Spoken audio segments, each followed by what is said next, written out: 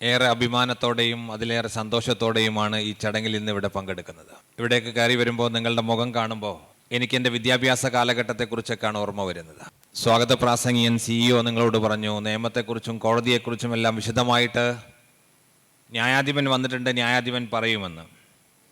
ഇന്ന് രാവിലെ തന്നെ നിങ്ങൾ ഈ പ്രോഗ്രാമിൻ്റെ പോസ്റ്റർ കണ്ടപ്പോൾ നിങ്ങളുടെ മനസ്സിലൂടെ കടന്നു പോകാൻ സാധ്യതയുള്ളൊരു തോന്നലുണ്ട്.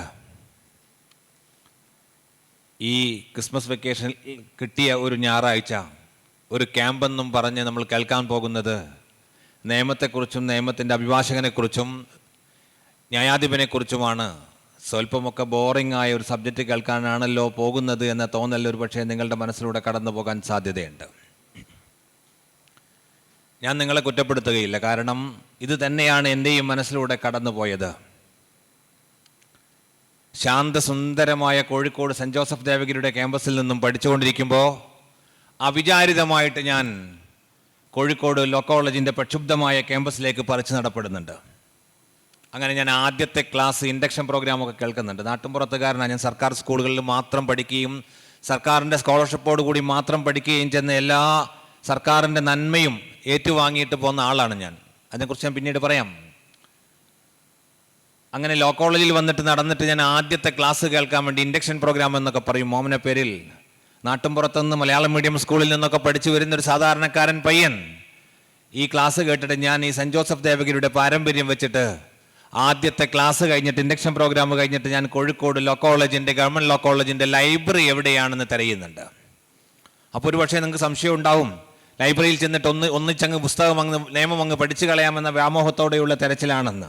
അതല്ല, സെൻറ് ജോസഫ് ദേവഗിരിയിൽ ഒരു പാരമ്പര്യമുണ്ട്. അവിടെ പഠിച്ച ആരെങ്കിലും ഇവിടെ ഉണ്ടെങ്കിൽ അറിയാം, വളരെ ശാന്തസുന്ദരമായ ലൈബ്രറിയാണ്. പ്രിൻസിപ്പൽ തന്നെ വന്നാൽ പോലും അവിടുത്തെ ലൈബ്രറിയൻ ഒരു വാക്ക് പോലും ശബ്ദത്തിൽ സംസാരിക്കാൻ ആരെയും അനുവദിക്കാത്ത വളരെ മനോഹരമായ ഈ ഉള്ളവൻ കണ്ട ലൈബ്രറിയിൽ വെച്ച് one of the best libraries available in Kerala. അപ്പോൾ ആ പാരമ്പര്യം വെച്ച് എന്നും രാവിലെയൊക്കെ ഏതെങ്കിലും അവർ ഇല്ലെങ്കിൽ, ക്ലാസ് ഇല്ലെങ്കിൽ, സെൻറ് ജോസഫ് ദേവഗിരിയുടെ ലൈബ്രറിയിൽ പോയിരുന്നു കൊണ്ട് അന്ന് വന്ന പത്രമാധ്യമങ്ങളും മാഗസിനുകളും കൂട്ടത്തിൽ അവിടെയുള്ള ലൈബ്രറിയൻ പറയും, മോനെ ഇന്നൊരു പുസ്തകം പുതിയത് വന്നിട്ടുണ്ട്, മോനൊന്ന് തുറന്നു നോക്കുക എന്നൊക്കെ പറയും. അതാണ് ലൈബ്രറിയൻ, അതാണ് വായനയെ നമ്മൾ പരിപോഷിപ്പിക്കുന്ന രീതി. അങ്ങനെയൊക്കെ തുറന്നു നോക്കും. അപ്പോൾ ഒന്നായിട്ട് പുസ്തകം ഒന്നും വായിക്കൂല, ചട്ടയൊന്ന് തുറന്നു നോക്കും, ചട്ട എന്താണെന്ന് നോക്കും, അതിൻ്റെ പ്രിഫേസ് ഒന്ന് നോക്കും, അതിൻ്റെ റിവ്യൂ വല്ലതും ഉണ്ടെങ്കിൽ അതൊക്കെ എടുത്ത് നോക്കുന്ന രീതിയുണ്ട്. ഈ പാരമ്പര്യം വെച്ചാണ് ഞാൻ ലോ കോളേജിൽ വന്ന് പെട്ടപ്പോൾ ആദ്യ ദിനത്തിൽ ഇൻഡക്ഷൻ പ്രോഗ്രാം കഴിഞ്ഞപ്പോൾ കോഴിക്കോട് ലോ കോളേജിൻ്റെ ലൈബ്രറി തിരഞ്ഞു പോകുന്നുണ്ട്. അങ്ങനെ ലൈബ്രറിയിലെത്തിയപ്പോൾ അന്നാണ് ഞാൻ അറിയുന്നത് അവിടെ ഒരു അലിഖിത നിയമമുണ്ട്. ആദ്യ വർഷ വിദ്യാർത്ഥിയൊന്നും ലൈബ്രറിയിൽ പോയി വായിക്കാൻ വേണ്ടി പാടില്ല, അത് അവസാന വർഷ വിദ്യാർത്ഥികൾക്ക് മാത്രമുള്ളതാണെന്ന ഒരു ധാരണ, ഒരു അന്തരീക്ഷം അന്ന് കോഴിക്കോട് ഗവൺമെൻറ് ലോ കോളേജിൽ ലൈബ്രറിയിൽ ഉണ്ടായിരുന്നു. അങ്ങനെ അവിടെയുള്ള സീനിയർ വിദ്യാർത്ഥികൾ എന്നെ ഇറക്കി വിടുന്നുണ്ട്. അങ്ങനെ ഇറക്കി വിട്ടപ്പം വേറെ സങ്കടത്തോടു കൂടി ഞാൻ വീട്ടിലേക്ക് മടങ്ങി പോകുന്നുണ്ട്. വീട്ടിലെത്തി എനിക്ക് പലപ്പോഴും തോന്നി, ദൈവമേ, ഞാൻ എടുത്ത ചോയ്സ് തെറ്റിപ്പോയോ? ശാന്തസുന്ദരമായ സെൻറ് ജോസഫ് ദേവഗിരിയിൽ നിന്ന് എന്തിനാണാവോ ഈ പ്രക്ഷുബ്ധമായ ലൈബ്രറിയിൽ പോലും പോകാൻ അവകാശമില്ലാത്ത ലോ കോളേജിൽ വന്ന് പെട്ടത് എന്ന തോന്നലൊക്കെ എൻ്റെ മനസ്സിലൂടെ വല്ലാതെ കടന്നുപോയപ്പോൾ പിന്നീട് ചെയ്ത് എൻ്റെ വീട്ടുകാർ ഒന്നുണ്ടായിരുന്ന അവിടുത്തെ രാഷ്ട്രീയത്തിലുണ്ടായിരുന്ന ആളുകളൊക്കെ കോൺടാക്ട് ചെയ്തിട്ട് മറയ്ക്കാനൊക്കെ അവകാശം സ്ഥാപിച്ചെടുത്തതുപോലെ കോഴിക്കോട് ലോ കോളേജിൻ്റെ ലൈബ്രറിയിൽ ഇരുന്നു കൊണ്ട് ആദ്യ വർഷ LLB വിദ്യാർത്ഥിയായി എനിക്ക് ഇരുന്ന് വായിക്കാനുള്ള അവകാശമൊക്കെ സ്ഥാപിച്ചെടുക്കുന്നുണ്ട്. അങ്ങനെ വായനയൊക്കെ തുടങ്ങി.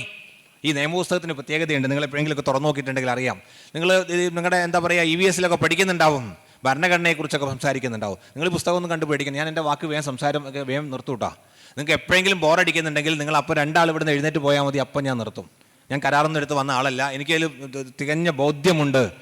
സ്വരം നന്നാവുമ്പോൾ പാട്ട് നിർത്തണമെന്ന് ആഗ്രഹിക്കുന്ന ആൾ. അതുകൊണ്ട് നിങ്ങൾ ഒട്ടും പേടിക്കണ്ട, എപ്പോൾ വേണമെങ്കിലും നിങ്ങൾക്ക് എഴുന്നേറ്റ് പോകാൻ, മൂന്നാൾ എഴുന്നേറ്റ് പോയാൽ ഞാൻ എൻ്റെ സംസാരം അവസാനിപ്പിക്കുകയും ചെയ്യും.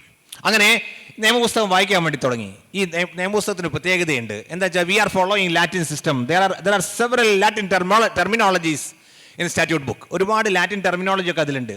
ആദ്യം ഒന്നും വായിക്കുമ്പോൾ ഒന്നും മനസ്സിലാവുമൊന്നുമില്ല. അപ്പോൾ ഞാനിത് ആദ്യം വായിച്ചു തുടങ്ങിയപ്പോൾ എനിക്ക് സംശയം തോന്നി, എന്തിനാണോ ഞാൻ നിയമം പഠിക്കുന്നത്? ഇന്ന് ഈ നിമിഷം നിങ്ങളുടെ മുമ്പിൽ വന്ന് നിൽക്കുന്ന ഈ നിമിഷം വരെ ഒരു പെറ്റി കേസിൽ പോലും ഞാൻ ഉള്ളവൻ പെട്ടിട്ടില്ല. എൻ്റെ ജീവിതത്തിൽ ഏറ്റവും വലിയ മോഹം എന്താണെന്ന് ചോദിച്ചാൽ, എന്താ മോഹം എന്നറിയോ? ഒരു കേസ് പോലും പെടാതെ സമാധാനത്തിൽ മരിച്ചു പോകണമെന്നുള്ളതാണ് എൻ്റെ ഏറ്റവും വലിയ മോഹം. അഭിഭാഷകൻ എന്ന നിലയിൽ കേസ് നടത്തിയിട്ടുണ്ട്, ന്യായാധിപൻ എന്ന നിലയിൽ വിധി പറഞ്ഞുകൊണ്ടിരിക്കുന്നുണ്ട്. അതുപോലെയൊന്നും അല്ല ഒരു കേസിൽ പെട്ടു പോവുക എന്നത്, അത് പെടാതെ മുന്നോട്ട് പോകണമെന്ന് ആഗ്രഹം. അപ്പോൾ എനിക്ക് തോന്നി ആദ്യം നിയമപുസ്തകമൊക്കെ വായിക്കാൻ തുടങ്ങിയപ്പോൾ എന്തിനാണാവോ ഞാൻ ഈ നിയമം പഠിക്കുന്നത്?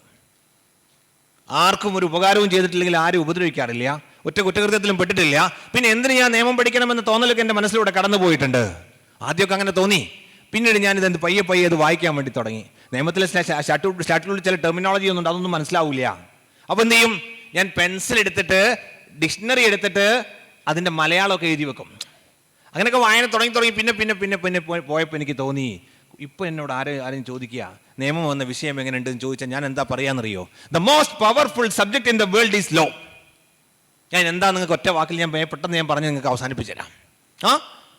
ഇത്ര പവർഫുൾ ആയ മറ്റൊരു സബ്ജക്റ്റ് ഇല്ല. ഞാൻ ഇവിടെ സംസാരിച്ചുകൊണ്ടിരിക്കുകയാണല്ലോ. I may be having several ideas and ideologies and views and information on my mind. എനിക്ക് ഒരുപാട് ആശയങ്ങളും ആദർശങ്ങളും ചിന്താധാരകളും ഒരുപാട് അഭിപ്രായങ്ങളൊക്കെ ഉണ്ടാവും. പക്ഷേ I cannot utter a single word defaming other persons present or absent. ഇവിടെ ഉള്ളവരോ ഇല്ലാത്തവരോ ആയ ഒരാളെ കുറിച്ച് അപകീർത്തിപ്പെടുത്തിക്കൊണ്ട് ഒരു വാക്ക് പോലും പറയാനുള്ള അവകാശം നിയമം എനിക്ക് വകവെച്ച് തന്നിട്ടില്ല. Law is controlling me, controlling my words, controlling my deeds, controlling my gestures. എൻ്റെ ഓരോ പ്രവർത്തനത്തെയും ഓരോ നോട്ടത്തെയും എൻ്റെ ചിന്തയെയും നിയമം നിയന്ത്രിക്കുന്നു എന്നറിയുമ്പോൾ അത്ഭുതം തോന്നും. നിങ്ങൾ എന്നെ കേട്ടുകൊണ്ടിരിക്കുന്നുണ്ട്. എൻ്റെ സംസാരം ഭയങ്കര ബോറിംഗ് ആയിട്ടൊക്കെ ഫീൽ ചെയ്യുന്നുണ്ടാവും. ഒരു രക്ഷയില്ല. ആകെയുള്ള മാർഗം എന്താ? സംഘാടകരോട് പറയാം, ഇത്തരം ഫാക്കൽറ്റി ഒന്നും കൊണ്ട് കെട്ടിയെടുക്കരുത് എന്ന് പറയാനല്ലാതെ law does not permit you to stone me. എന്നെ കല്ലെറിയാൻ നിയമം അനുവദിക്കുന്നില്ല. അത്ഭുത നിയമത്തിൻ്റെ പ്രവർത്തനം അറിയുമ്പോൾ. ആദ്യമൊന്നും എനിക്കിതിനെക്കുറിച്ച് അറിയില്ലായിരുന്നു.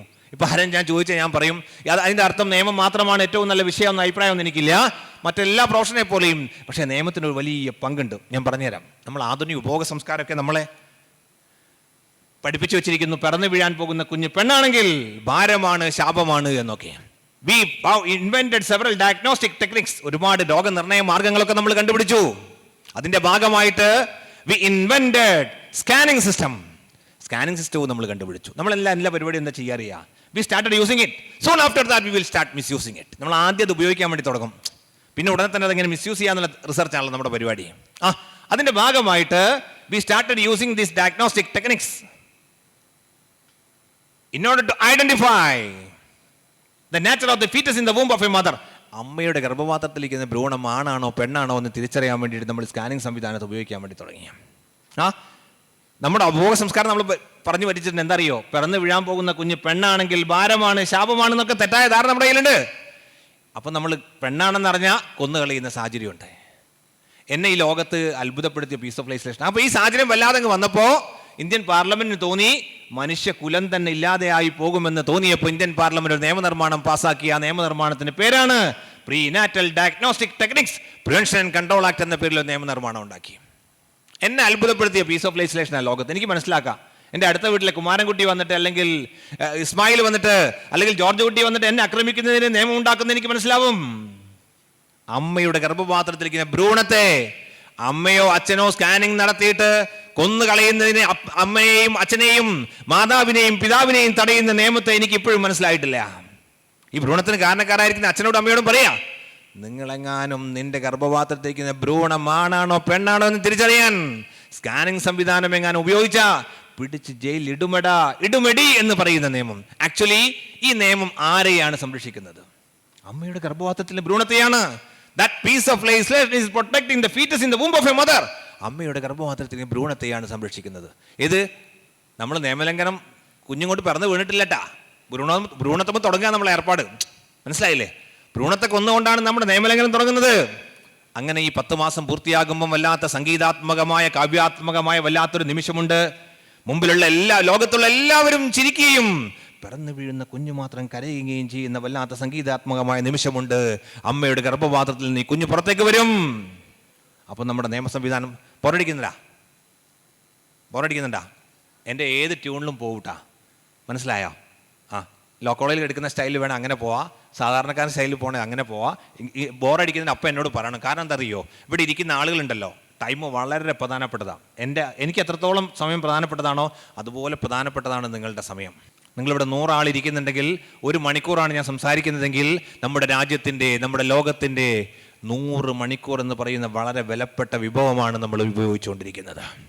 നമ്മുടെ ജീവിതത്തെ നമുക്ക് തന്നെ തീരുമാനിക്കാം എങ്ങോട്ട് കൊണ്ടുപോകണം എങ്ങോട്ട് കൊണ്ടുപോകണ്ടെന്നൊക്കെ. മനസ്സിലായില്ലേ? അപ്പോൾ നമ്മളെന്താ അവസാനം പറഞ്ഞു വന്നത്? അമ്മയുടെ ഗർഭപാത്രത്തിൽ ഭ്രൂണത്തെ സംരക്ഷിക്കുന്നത് 10 മാസം പൂർത്തിയാകുമ്പോൾ അമ്മയുടെ ഗർഭപാത്രത്തിൽ നീ കുഞ്ഞ് പുറത്തേക്ക് വരുന്നുണ്ട്. അപ്പോൾ നമ്മുടെ നിയമ സംവിധാനം ആ കുഞ്ഞിനോട് പറയാണ്, o child, you are having several rights. നിനക്ക് ഒരുപാട് അവകാശമുണ്ടോ മോനെ, നിനക്ക് ഒരുപാട് അവകാശമുണ്ട്. ഞാൻ കുറച്ചു കാലം കോഴിക്കോട് ഉണ്ടായിരുന്നു ന്യായാധിപനായിട്ട്. ഡിസ്ട്രിക്ട് ലീഗൽ സർവീസ് അതോറിറ്റിയുടെ സെക്രട്ടറി ആയിട്ടൊക്കെ അവിടെ ഇരിക്കുന്ന സമയത്ത് തർക്കമൊക്കെ ആയിട്ട് വരും.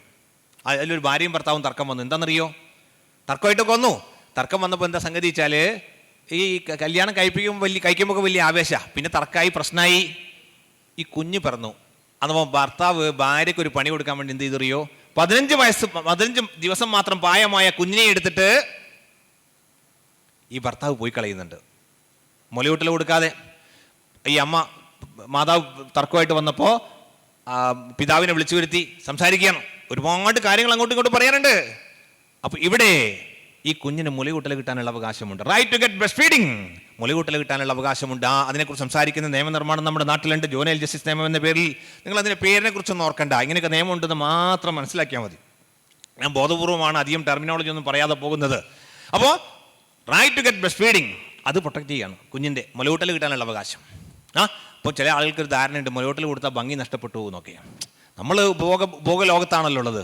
മുലയൂട്ടൽ കൊടുത്താൽ ഭംഗി നഷ്ടപ്പെട്ടു പോകുന്നു, മുലയൂട്ടൽ കൊടുക്കാൻ മടിയാണെന്ന്. അപ്പോൾ നിയമം പറയുന്നു, suppose that child happens to die due to non breast feeding, മുലയൂട്ടൽ കൊടുക്കാത്തത് കൊണ്ടെങ്ങാനും കുഞ്ഞ് മരിക്കാൻ ഇടവന്ന ഇറ്റ് ഈസ് എൻ ഒഫൻസ്, അതൊരു കുറ്റകൃത്യമാണെന്ന് നമ്മുടെ ഇന്ത്യയിലെ നിയമം പറയുന്നത്. എന്നെ പിടിച്ച് ജയിലെടുത്ത് പിടിച്ചിടും. മനസ്സിലായില്ലേ? മക്കളെ നോക്കാതെ അങ്ങോട്ടും ഇങ്ങോട്ടും തേരാപ്പാര നടന്നാലേ, മക്കളെ നോക്കാതെ വാട്സാപ്പ് നോക്കി സോഷ്യൽ മീഡിയ തിരിഞ്ഞ് നടന്നാലേ, മുലയൂട്ടൽ കൊടുക്കാതെ സോഷ്യൽ മീഡിയയിൽ ഹായ് ബായ് പറഞ്ഞ് നടന്നാലേ കുറ്റകൃത്യമാണെന്ന് പറയുന്ന നിയമം നമ്മുടെ നാട്ടിലുണ്ട്. മുലയൂട്ടൽ കൊടുക്കാനുള്ള ഉത്തരവാദിത്തം മാതാവിനുണ്ട്. അത് മാതാവിൻ്റെ അങ്ങനെ കുഞ്ഞിങ്ങനെ വളർന്നു വരും. ഈ മലയാളിക്കൊരു ഏർപ്പാടുണ്ടായിരുന്നു. എന്തറിയോ? അമ്മ പ്രഗ്നൻ്റ് ആകുമ്പോഴേക്ക് എന്നെ തിരഞ്ഞെടുക്കും. എന്തറിയോ? നാട്ടിലുള്ള ഏതെങ്കിലും അൺഎയ്ഡഡ് ഇംഗ്ലീഷ് മീഡിയം സ്കൂൾ ഉണ്ടോയെന്ന്. ഞാൻ അൺഎയ്ഡഡ് ഇംഗ്ലീഷ് മീഡിയത്തിനൊന്നും എതിരൊന്നുമല്ല കേട്ടോ. എൻ്റെ പിതാവും കോഴിക്കോട് ദയാപുരം റെസിഡൻഷ്യൽ സ്കൂൾ എന്ന പേരിൽ ഒരു ഇംഗ്ലീഷ് മീഡിയം സ്കൂളൊക്കെ സഹകരിച്ച് പ്രവർത്തിച്ചു. അതൊന്നും അറിയാത്ത ആളൊന്നുമല്ല. പക്ഷേ അങ്ങനത്തെ മലയാളിക്കൊരു പ്രത്യേക രീതി ഉണ്ടായിരുന്നു. ഇത് നല്ല ക്വാളിഫൈഡ് ആയ PSC ടെസ്റ്റൊക്കെ കഴിഞ്ഞ് ഫസ്റ്റ് റാങ്കൊക്കെ അടിച്ച് വന്ന മക്കളുള്ള സർക്കാർ സ്കൂളിലേക്കൊന്നും മക്കളെ പറഞ്ഞേക്കൂല. ഇപ്പം മാറിയിട്ടാ, ഇപ്പം തിരിഞ്ഞു പോരാൻ തുടങ്ങിയ ആളുകൾ. അപ്പോൾ നമ്മളെന്ത് ചെയ്യും? അപ്പോൾ 1ാം ക്ലാസ്സിലേക്ക് നമ്മൾ എന്ത് ചെയ്തു? 1ാം ക്ലാസ്സിലേക്ക് ഫസ്റ്റ് സ്റ്റാൻഡേർഡിലേക്ക് നമ്മൾ ഇൻ്റർവ്യൂ നടത്തി സെലക്ഷന് വേണ്ടിയിട്ട്. നമ്മൾ ഫസ്റ്റ് സ്റ്റാൻഡേർഡിലേക്കുള്ള ഇൻ്റർവ്യൂവിന് കോച്ചിങ് സെൻറ്റർ തിരഞ്ഞെടുത്ത മലയാളിയുണ്ട്. ഫസ്റ്റ് സ്റ്റാൻഡേർഡിലേക്ക് ഈ ഇൻ്റർവ്യൂ നടത്തിയപ്പോൾ അതുമായി ബന്ധപ്പെട്ടുകൊണ്ട് കേരള ഹൈക്കോടതി മുമ്പാകെ തർക്കം വന്നു. ഏത് ചെറിയ മക്കളെ നിങ്ങൾക്ക് 1ാം ക്ലാസ്സിലേക്ക് തിരഞ്ഞെടുക്കാനേ ഇന്റർവ്യൂ നടത്താൻ വേണ്ടി പറ്റുമെന്നുള്ള ചോദ്യം കേരള ഹൈക്കോടതി വിശദമായിട്ട് പരിശോധിച്ചിട്ട് പറഞ്ഞു, you shall not conduct interview affecting the cognitive faculty of a child. കുഞ്ഞിന്റെ കോഗ്നിറ്റീവ് ഫാക്കൽറ്റിയെ തകർക്കുന്ന വിധത്തിൽ നിങ്ങൾ ഇന്റർവ്യൂ പോലും നടത്തരുത് എന്ന് പറഞ്ഞു. ഇവിടെ കുഞ്ഞിന്റെ അവകാശത്തെ സംരക്ഷിക്കുക, കുഞ്ഞിന്റെ അവകാശത്തെയാണ് സംരക്ഷിക്കുന്നത്. ഈ ഇന്റർവ്യൂ നടത്തിയിട്ട് മത്സരം തുടങ്ങിയാലേ, 1ാം ക്ലാസ് തുടങ്ങുന്നതിന് മുമ്പ് തന്നെ LKG തന്നെ മത്സരം തുടങ്ങിയാലേ, അപ്പോൾ നടത്തരുതെന്ന് പറഞ്ഞു. ഇപ്പോൾ ഇവിടെ റൈറ്റ് ടു ഗെറ്റ് അൺഇൻറപ്റ്റഡ് എഡ്യൂക്കേഷൻ, തടസ്സപ്പെടുത്തപ്പെടാത്ത വിദ്യാഭ്യാസം കിട്ടാനുള്ള അവകാശത്തെക്കുറിച്ചൊക്കെ ആദ്യം ഉണ്ണികൃഷ്ണന്റെ കേസിലൊക്കെ സുപ്രീം കോടതി പറഞ്ഞു. പിന്നീട് നമ്മൾ ഭരണഘടന ഭേദഗതി വരുത്തി ആർട്ടിക്കിൾ 21A നമ്മൾ കൊണ്ടുവന്നതൊക്കെ നിങ്ങൾ പഠിക്കുന്നുണ്ട്. അങ്ങനെ കുഞ്ഞ് വളർന്നു വരുന്ന ഒരുപാട് സ്റ്റേജ് ഉണ്ട്. അധ്യാപക വിദ്യാർത്ഥി ബന്ധം ഈ ഉള്ളവനൊക്കെ പഠിക്കുന്ന കാലത്തെ ഇപ്പോഴും എന്താ പറയുക, LP സ്കൂളിലും UP സ്കൂളിലും ഹൈസ്കൂളിലൊക്കെ പഠിപ്പിച്ച അധ്യാപകരെ കാണുമ്പോൾ നമ്മുടെ മുട്ടടിക്കും. നമുക്ക് അവരോട് വലിയ ബഹുമാനമാണ്. ഇപ്പോൾ ചില മാറ്റമൊക്കെ പോസ്റ്റ് കോവിഡ് പീരീഡിലൊക്കെ വന്നിട്ടുണ്ടെന്ന്. ഇപ്പോൾ ടീച്ചേഴ്സിന് മക്കളെ കാണുമ്പോൾ മുട്ടടിക്കുന്നുണ്ടോ സംശയം ഉണ്ടെന്നൊക്കെ പറയുന്നു ചില ആളുകൾ. ഇവരോട് എന്ത് പറഞ്ഞാലും പെശകാണ്. ഈ അടുത്ത കാലത്ത് കേരള ഹൈക്കോടതിയിൽ കേസ് വന്നു. എന്താണെന്നറിയോ? യൂണിഫോം ഇടാതെ ഒരു ദിവസം വന്നപ്പോൾ ഇവനോട് മാഷ് പറഞ്ഞു, മോനെ ഈ യൂണിഫോം ഇട്ട് വീട്ടിൽ പോയി യൂണിഫോം ഇട്ടിട്ട് പറഞ്ഞു. നമ്മൾ മറ്റേ എന്താ പരിപാടി ജോലിയാക്കാൻ വേണ്ടിയിട്ട് ആ ഒരു ടെർമിനോളജി ഉണ്ടല്ലോ നമ്മുടെ, അതിനുവേണ്ടി വന്നതാ യൂണിഫോം ഇടാതെ. അപ്പോഴേക്ക് അതിന് JJ ആക്ട് പ്രകാരം കേസ് കൊടുത്തു. അത് ആ കേസ് ദുർബലപ്പെടുത്തണമെന്ന് പറഞ്ഞ് കേരള ഹൈക്കോടതി മുമ്പാകെ വന്നപ്പോൾ ബഹുമാനപ്പെട്ട കേരള ഹൈക്കോടതി അത് തള്ളിക്കൊണ്ട് പറഞ്ഞു, അധ്യാപകന് ടു എ സർട്ടൻ എക്സ്റ്റെൻഡ് വിദ്യാർത്ഥികളുടെ മുകളിൽ ചില അവകാശങ്ങളുണ്ട്, അതൊന്നും എന്താവില്ല, JJB ജനറൽ ജസ്റ്റിസ് ആക്ട് പ്രകാരമുള്ള കുറ്റകൃത്യമൊന്നും ആവില്ല എന്ന് പറഞ്ഞു. അപ്പോൾ ഈ അധ്യാപക വിദ്യാർത്ഥി ബന്ധത്തെക്കുറിച്ചൊക്കെ ഞാൻ ഓർക്കും. ഞാനൊക്കെ പഠിക്കുന്ന കാലത്ത് വീട്ടിലെങ്ങാനും പോയിട്ട് അധ്യാപകനെ അടിച്ചു എന്നെങ്ങാനും പറഞ്ഞാണ്ടല്ല വീട്ടിൽ നിന്ന് കിട്ടുന്നുണ്ട് അടി. ഇപ്പം അതല്ല, മോളോ മോനോ വന്നിട്ട് അധ്യാപകൻ എന്തെങ്കിലും കാട്ടിയെന്ന് പറയുമ്പോഴേക്കുള്ള അവസ്ഥ എന്താണെന്നറിയോ? അപ്പം കൊണ്ട് ചോര തിളയ്ക്കാൻ തുടങ്ങും. ഭയങ്കര ആവേശമായി. എടുത്ത് ഷാളെടുത്ത് തോളിലിട്ട് ജീപ്പ് വിളിച്ച് പറ്റുമെങ്കിൽ ഏതെങ്കിലും അങ്ങനത്തെ ഓർഗനൈസേഷനൊക്കെ ഉണ്ട് കൂട്ടത്തിൽ ഈ പറഞ്ഞ പോലെ ചാനൽ വല്ലതും ഉണ്ടെങ്കിൽ അതും കൂട്ടി വന്നിട്ട് സ്ഥാപനത്തെ കുട്ടിച്ചോറാക്കുന്ന സംഭവങ്ങൾ ഒറ്റപ്പെട്ടതല്ലാതെ കേരളക്കരയിൽ പോകുമ്പോൾ നമ്മൾ ശണ്ഡീകരിച്ചുകൊണ്ടിരിക്കുന്നത് അധ്യാപകരാണ് നമ്മുടെ രാജ്യത്തിന്റെ സമ്പത്ത്. അതിന്റെ അർത്ഥം അധ്യാപകന്റെ കയ്യിൽ തെറ്റുണ്ടെങ്കിൽ തിരുത്തണ്ടെന്നോ, അധ്യാപകൻ കുറ്റകൃത്യം ചെയ്താൽ കുറ്റകൃത്യം അല്ലാന്നൊന്നും അതിന് അർത്ഥമൊന്നുമില്ല. അധ്യാപകനെ തിരുത്തേണ്ട രീതിയുണ്ട്. അധ്യാപകനെ ബഹുമാനിച്ചുകൊണ്ട് നമുക്ക് പോകാൻ പറ്റുന്ന ഒരു വിദ്യാഭ്യാസമാണ് നമുക്ക് വേണ്ടത്. ഞാൻ ഉറക്കൂട്ടെ, ഞാനൊരു സംഭവം മാത്രം പറഞ്ഞ് ഞാൻ എൻ്റെ വാക്ക് അവസാനിപ്പിക്കാം. ഞാൻ കോഴിക്കോട് ഗവൺമെൻറ് ലോ കോളേജിൽ പഠിച്ചാന്ന് പറഞ്ഞല്ലോ. പഠിച്ചു, LLB കഴിഞ്ഞു, LLM കഴിഞ്ഞു. കഴിഞ്ഞ ഉടനെ തന്നെ അവിടെ അധ്യാപകനൊക്കെ ആയിട്ട് കയറി. അപ്പോൾ എനിക്ക് ഒരു പ്രൊഫസർ രാധാജി നായർ എന്ന് പറയുന്ന ഒരു മേഡം ഉണ്ട്, പ്രിൻസിപ്പലാണ്, ഇപ്പോഴും മേഡം ഉണ്ട്, പാലക്കാടാണ്. അങ്ങനെ അത് കഴിഞ്ഞിട്ട് ഞാൻ ന്യായാധിപനായിട്ട് കയറി പാലക്കാട് വന്നപ്പോൾ ഈ കോഴിക്കോട് ലോ കോളേജിൻ്റെ പ്രിൻസിപ്പലായിരുന്ന പ്രൊഫസർ രാധാജി നായർ മേഡം റിട്ടയർ ചെയ്തിട്ട് പാലക്കാട് വന്നിട്ട് ജോയിൻ ചെയ്യുന്നുണ്ട്. പാലക്കാട് വന്നിട്ട് ഒരു സെൽഫ് ഫിനാൻസിങ് ലോ കോളേജിൻ്റെ പ്രിൻസിപ്പലായിട്ട് വന്നപ്പോൾ ഒരിക്കലും എന്നെ വിളിച്ചിട്ട് പറഞ്ഞു, ഷൈജൽ എൻ്റെ ലോ കോളേജിൽ ഒന്ന് വന്നിട്ട് ഒരു 2 മണിക്കൂർ ഒന്ന് സംസാരിക്കണം. ഞാൻ വരാം മേഡം എന്ന് പറഞ്ഞു. നോ ഒന്നും പറയാൻ കഴിയില്ല, മേഡം ഒന്ന് വിളിച്ചാൽ. എൻ്റെ ഗുരുനാഥയാണ്, മേഡത്തിൻ്റെ കൂടെ ഞാൻ ലോ കോളേജിൽ അധ്യാപകനായിട്ട് വർക്ക് ചെയ്തിട്ടുണ്ട്. അപ്പോൾ ഞാൻ വരാമെന്നൊക്കെ പറഞ്ഞു. പക്ഷേ ഈ പാലക്കാട് കോടതി സ്ഥിതി ചെയ്യുന്ന സ്ഥലവും ഈ ലോ കോളേജും തമ്മിൽ നല്ല ദൂരമുണ്ട്, ലീവ് എടുത്തിട്ട് വേണം പോകാൻ. അങ്ങനെ നീണ്ടുപോയി. ഒരിക്കൽ എൻ്റെ principal district judge Indira madam എന്നെ വിളിച്ചിട്ട് പറഞ്ഞു, ഈ രാധാജി നായർ മേഡം വിളിച്ചിരുന്നു, ഷൈജലിനെ പ്രോഗ്രാമിന് വിളിച്ചിട്ട് വന്നില്ല എന്നൊക്കെ എന്നോട് പറഞ്ഞു. അപ്പോൾ ഞാൻ മേഡത്തോട് പറഞ്ഞു, മേഡം ഞാൻ പോകാൻ റെഡിയാണ്, ഏതെങ്കിലും ദിവസം ഞാൻ പോയിക്കൊള്ളാം എന്നൊക്കെ പറഞ്ഞു. അത് കഴിഞ്ഞ് കുറച്ച് ദിവസം കഴിഞ്ഞിട്ട് ഈ രാധാജി നായർ മേഡം വിളിക്കുന്നുണ്ട്, ഷൈജൽ ഒരു നാഷണൽ സെമിനാർ ഉണ്ട്, ഇന്ന ഹൈക്കോടതി ജഡ്ജി വരുന്നുണ്ട്, പാലക്കാട് പ്രിൻസിപ്പൽ ഡിസ്ട്രിക്ട് ജഡ്ജി ഉണ്ട്, ഞാൻ ഷൈജലിനെയും വിളിക്കാം. ഞാൻ വരാം മേഡം എന്ന് പറഞ്ഞു. എനിക്ക് മനസ്സിലായി, ആ സ്വരം എനിക്ക് വേഗം മനസ്സിലായി. ഞാൻ പറഞ്ഞു, മേഡം ഞാൻ വരാം. ഞാനങ്ങനെ ലീവ് എടുത്ത് അന്ന് രാവിലെ 10 മണിക്കാണ് പ്രോഗ്രാം, 9:30 മണിയാകുമ്പോൾ അവിടെ എത്തി. ഇതുപോലെ പ്രോഗ്രാം തുടങ്ങാൻ വേണ്ടി പോവുകയാണ്. പ്രോഗ്രാം തുടങ്ങാൻ വേണ്ടി പോകുമ്പോൾ ആ സ്ഥാപനത്തിൻ്റെ മാനേജ്മെൻറ്റിലുള്ള ഒരാൾ എത്താൻ ലേറ്റായി. അപ്പോൾ അവിടെ ഹൈക്കോടതി ജഡ്ജി ഉണ്ട്, ജസ്റ്റിസ് അശോക് മേനോൻ സാറുണ്ട് അവിടെ. സാറാണ് ഇനാഗുറേറ്റ് ചെയ്യുന്നത്. പാലക്കാടിൻ്റെ പ്രിൻസിപ്പൽ ജില്ലാ ജഡ്ജി ഇന്ദിരാ മേഡം ഉണ്ട്, ഈ ഉള്ളവനുണ്ട്. എത്തി ഈ മാനേജ്മെൻറ്റ് കമ്മിറ്റിയിലുള്ള ആൾ വരാൻ ലേറ്റായപ്പോൾ രാധാജി നായർ മേഡം, ഈ മേഡത്തിൻ്റെ സ്റ്റുഡൻസാണ് ഞങ്ങൾ 3 പേരും, ഹൈക്കോടതി ജഡ്ജിയും ജില്ലാ ജഡ്ജിയും ഞാനും. അപ്പോൾ മേഡം ഈ ഹൈക്കോടതി തൻ്റെ സ്റ്റുഡൻ്റായ ഹൈക്കോടതി ജഡ്ജി അശോക് മേനോൻ സാറോട് ചോദിക്കുന്നുണ്ട്, അല്ല അശോക് മേനോൻ ബുദ്ധിമുട്ടായോ എന്ന്. എനിക്കറിയാം സാറിനന്ന് ഒരുപാട് തിരക്കുള്ള ദിവസമാണ്, ഈ പ്രോഗ്രാം കഴിഞ്ഞിട്ട് വേറെ പ്രോഗ്രാമുണ്ട്, ഷൊർണൂർ പ്രോഗ്രാമുണ്ട്, അത് കഴിഞ്ഞിട്ട് ഇങ്ങനെ പോകേണ്ട ദിവസമാണ്. പക്ഷേ സാറ് പറയുന്ന വല്ലാത്തൊരു രീതിയുണ്ട് ആ മേഡത്തോട്, മേഡം ഇന്ന് ഞാൻ ഫുള്ള് ഫ്രീയാ, മേഡം ബേജാറാവണ്ട, അവർ വന്നോട്ടെ. ഇതിനെ ഞാൻ എന്താ പറയാന്നറിയോ, ഒരു ശിഷ്യന് തൻ്റെ ഗുരുനാഥക്ക് കൊടുക്കാൻ പറ്റുന്ന ഏറ്റവും വലിയ ദക്ഷിണയാണിത്. നമുക്ക് നമ്മുടെ അധ്യാപകരെ ഉയർന്ന വിധാനത്തിൽ നിർത്താൻ വേണ്ടി സാധിക്കണം. ഇപ്പോൾ കുട്ടികളുടെ ഇടയിൽ വേറൊരു ട്രെൻഡ് ഉണ്ട്, എന്താ അറിയോ? ഇപ്പോൾ നമ്മൾ എന്ത് ചെയ്യുന്നറിയോ, നമുക്ക് ആദ്യത്തെ സെമസ്റ്ററിലൊക്കെ വന്ന് ജോയിൻ ചെയ്യും, സിവിൽ സർവീസ് കോച്ചിങ് സെൻ്റർ ആണെങ്കിലും ശരി, +1 ഒക്കെ ശരി. അപ്പോൾ ആദ്യം ഭയങ്കര അച്ചടക്കമൊക്കെ ആയിരിക്കും. നമ്മൾ അധ്യാപകനെ ചില കുട്ടികളുടെ കാര്യത്തെക്കുറിച്ചാണ് ഞാൻ പറയുന്നത്, ഭയങ്കര അച്ചടക്കമൊക്കെ ആയിരിക്കും. അപ്പോൾ കുറച്ച് കഴിയുമ്പോൾ തോന്നും, ഇതിപ്പോൾ ഫിസിക്സിൽ ഈ ചാപ്റ്റർ 1 എനിക്കും അറിയാം, സാറിനും അറിയാം. എനിക്ക് വേണമെങ്കിൽ AI ഉപയോഗിച്ച് സാറ് ക്ലാസ് എടുത്തുകൊണ്ടിരിക്കുമ്പോൾ മെല്ലെ സെർച്ച് ചെയ്ത് സാറിന് അറിയാത്ത ചോദ്യം ചോദിക്കാൻ അറിയാം. പിന്നെ അവന് തോന്നുക, പിന്നെ എന്തിനാണാവോ ഈ സാറ് വരുമ്പോൾ ഞാൻ എഴുന്നേറ്റിക്കുന്നത്. മനസ്സിലായ? ആ കുട്ടികളോട് എനിക്ക് ഒന്നേ പറയാനുള്ളൂ, ആദ്യാക്ഷരം അറിയാതെ നിങ്ങൾ +1 വന്ന് ജോയിൻ ചെയ്യുമ്പോൾ ഫിസിക്സിൻ്റെ ആദ്യാക്ഷരം പറഞ്ഞു തന്ന ഗുരുനാഥനുണ്ടല്ലോ, നാളെ നിങ്ങൾ എത്ര വലിയ ചീഫ് ജസ്റ്റിസ് ഓഫ് ഇന്ത്യ ആയാലും ശരി, പ്രധാനമന്ത്രി ആയാലും ശരി, രാഷ്ട്രപതി ആയാലും ശരി, ആ അധ്യാപകനെ നമുക്ക് ഉയർന്ന വിധാനത്തിൽ നിർത്താൻ വേണ്ടി സാധിക്കണം. അധ്യാപകനെ നമുക്ക് ചേർത്ത് നിർത്താൻ വേണ്ടി സാധിക്കണം. ഞാൻ വീണ്ടും നിയമത്തിലേക്ക് തന്നെ തിരിച്ചു വരാം. അങ്ങനെ ഈ സ്കൂളിലെത്തുമ്പോൾ അധ്യാപക വിദ്യാർത്ഥി ബന്ധത്തിൽ ഒരു സംഭവം ഉണ്ടായിരുന്നു. എന്തറിയോ? ഒരു റിലീജിയസ് സ്കൂളിൽ അധ്യാപകൻ ഒരു കുട്ടിയെ അടിച്ചു. ഞാൻ നേരത്തെ പറഞ്ഞല്ലോ, നമ്മൾ ഷാൾ തോളിലിട്ട് ഓടിച്ചെന്നിട്ട് സ്ഥാപനം കുട്ടിച്ചോറാക്കുന്ന പരിപാടി. ഉടനെ കേസ് രജിസ്റ്റർ ചെയ്തു, മജിസ്ട്രേറ്റ് കോടതി ശിക്ഷിച്ചു, സെഷൻസ് കോടതി ശരിവെച്ചു. അതിനെതിരെ കേരള ഹൈക്കോടതി മുമ്പാകെ വന്നപ്പോൾ വിശദമായിട്ട് വാദം കേട്ടിട്ട് പറഞ്ഞു, ഈ what exactly is the nature of the relationship between the teacher and the student എന്ന് ആ ഭാഗം വിശദമായിട്ട് പരിശോധിച്ചിട്ട് ബഹുമാനപ്പെട്ട ഹൈക്കോടതി പറഞ്ഞു, the relationship between teacher and student is equal to that of a parent and a child. ഈ പിതാവും മാതാവും കുട്ടിയും തമ്മിലുള്ള ബന്ധത്തിന് തുല്യമാണ് എന്ന് പറഞ്ഞിട്ട് അതിൽ പ്രതിയെ വെറുതെ വിടുന്നുണ്ട്. ഇവിടെ അധ്യാപക വിദ്യാർത്ഥി ബന്ധത്തിൽ നിയമം കയറി ഇറങ്ങി കളിക്കുന്നു. അധ്യാപകനാണെങ്കിൽ രാവിലെ 10 മണിക്ക് ക്ലാസ്സിലെത്തണം എന്ന് പറഞ്ഞാലേ 10 മണി 10:10 ആയാൽ അവിടെ ലേറ്റ് അറ്റൻഡൻസ് രജിസ്റ്റർ എന്ന പരിപാടിയുണ്ട്, അതിൽ ഒപ്പിടും. അങ്ങനെ 3 ദിവസം ലേറ്റ് ആയാലുണ്ടല്ലോ, 1 ദിവസത്തെ ക്യാഷ്വൽ ലീവ് പോകും. കുറച്ച് കൂടുതലായിട്ട് പോയാൽ പ്രിൻസിപ്പൽ ഒരു മെമ്മോ അടിച്ച് കയ്യിൽ വെച്ച് കൊടുക്കും, അതിനൊരു മറുപടി വാങ്ങും, അതിലൊരു ഉത്തരവുണ്ടാവും, ഡിസിപ്ലിനറി ആക്ഷൻ വരും, അതിനെതിരെ കേസുമായിട്ട് മുന്നോട്ട്. അത് നിയമമാണ്. ഈ തൊഴിലാളിയും തമ്മിലുള്ള ബന്ധം നിയന്ത്രിക്കുന്നത് നിയമമാണ്. അങ്ങനെ ഇപ്പോൾ ഇന്നിപ്പോൾ രാവിലെ ഇപ്പോൾ എല്ലാവരും നമ്മൾ എണീറ്റ് വന്നാലേ, രാവിലെ ആദ്യം എണീറ്റ് നമ്മൾ എന്താ ചെയ്യുക? ബ്രഷ് എടുത്തിട്ട് പല്ല് കേൾക്കും. ഞാനിത് പറഞ്ഞപ്പോൾ ഒരാൾ പറഞ്ഞു, അതല്ല സാറേ, ഞങ്ങൾ മൊബൈലാണ് ആദ്യം നോക്കുക. ചില ആൾക്കാരെ മൊബൈൽ നോക്കുന്നോ കണ്ടാൽ തോന്നി അത് അവർ രാവിലെ പ്രധാനമന്ത്രിക്ക് നാട് ഭരിച്ചു കൊണ്ടുപോകണമെങ്കിലേ ഇയാളുമായിട്ട് കമ്മ്യൂണിക്കേറ്റ് ചെയ്ത് സോഷ്യൽ മീഡിയ കമ്മ്യൂണിക്കേറ്റ് ചെയ്തിട്ട് വേണം. ഞാൻ സോഷ്യൽ മീഡിയക്കൊന്നും എതിരൊന്നും അല്ല കേട്ടോ, സോഷ്യൽ മീഡിയ ഒക്കെ വേണം. ഈ മൊബൈൽ ഫോൺ വളരെ വിലപ്പെട്ട സാധനമാണ്. ഇത് ഉപയോഗിച്ചുകൊണ്ട് നമുക്ക് ഒരു രാജ്യം ഭരിക്കാനൊക്കെ സംഭവിക്കും. ഞാൻ എപ്പോഴും ഒരു BJPയുടെ ബോംബെയിലുണ്ടായിരുന്ന ഒരു ലീഡർ പറഞ്ഞ് ഓർക്കും, എനിക്കൊരു മൊബൈൽ ഫോണും ഒരു സിം കാർഡും തന്നാൽ ഞാൻ രാജ്യം ഭരിക്കുന്നു എന്നൊക്കെ അദ്ദേഹം പറഞ്ഞു. ശരിയാ, അത് നല്ല രീതിയിൽ കൊണ്ടുപോയ എത്ര മനോഹരമായ മറ്റൊരു സംഭവമില്ല. അപ്പോൾ രാവിലെ എണീറ്റ് നമ്മൾ ബ്രഷ് എടുത്തിട്ട് പല്ല് തേക്കുമ്പോൾ ബ്രഷിൻ്റെ നിർമ്മാണ തകരാറ് കൊണ്ടെങ്ങാനും നമ്മുടെ മോണക്ക് വല്ലതും സംഭവിച്ചാ നിയമം എന്താ പറയുന്നത്? U can file a complaint before district consumer commission. ജില്ലാ ഉപഭോക്തൃ കമ്മീഷന് മുമ്പാകെ പരാതി കൊടുക്കാൻ വേണ്ടി പറ്റുമെന്ന് പറയുന്നുണ്ട്. നമ്മൾ രാവിലെ ഒരു PS സോപ്പ് എടുത്തിട്ട് അല്ലെങ്കിൽ ലെക്സ് സോപ്പ് എടുത്തിട്ട് നമ്മൾ കൊടുത്ത് കുളിച്ചു കഴിഞ്ഞ് കുറച്ച് കഴിഞ്ഞപ്പോൾ നമ്മുടെ സ്കിന്നിനാകെ തകരാറ് വന്ന നിയമം നമ്മളോട് പറയുന്നുണ്ട്, you can file a complaint against the manufacturer and seller of that particular Lux soap if it is defective, if it is a defective good. നിങ്ങൾക്ക് പരാതി കൊടുക്കാൻ വേണ്ടി പറ്റുമെന്ന് പറയുന്നുണ്ട്. നമ്മൾ ഷർട്ട് വാങ്ങിയെന്ന് വിചാരിക്കുക, 500 രൂപ കൊടുത്ത് ഷർട്ട് വാങ്ങി, ഒറ്റ അലക്കലിന് കളറങ്ങ് പോയി. അവിടെയും നമ്മൾ വിൽപ്പനക്കാരനും ഉപഭോക്താവും തമ്മിലുള്ള നിയമബന്ധങ്ങൾ, ഒരു ബന്ധങ്ങളത്തെ നിയന്ത്രിക്കുന്ന നിയമമാണ് കൺസ്യൂമർ നിയമം. നമ്മുടെ നാട്ടിലുണ്ട്.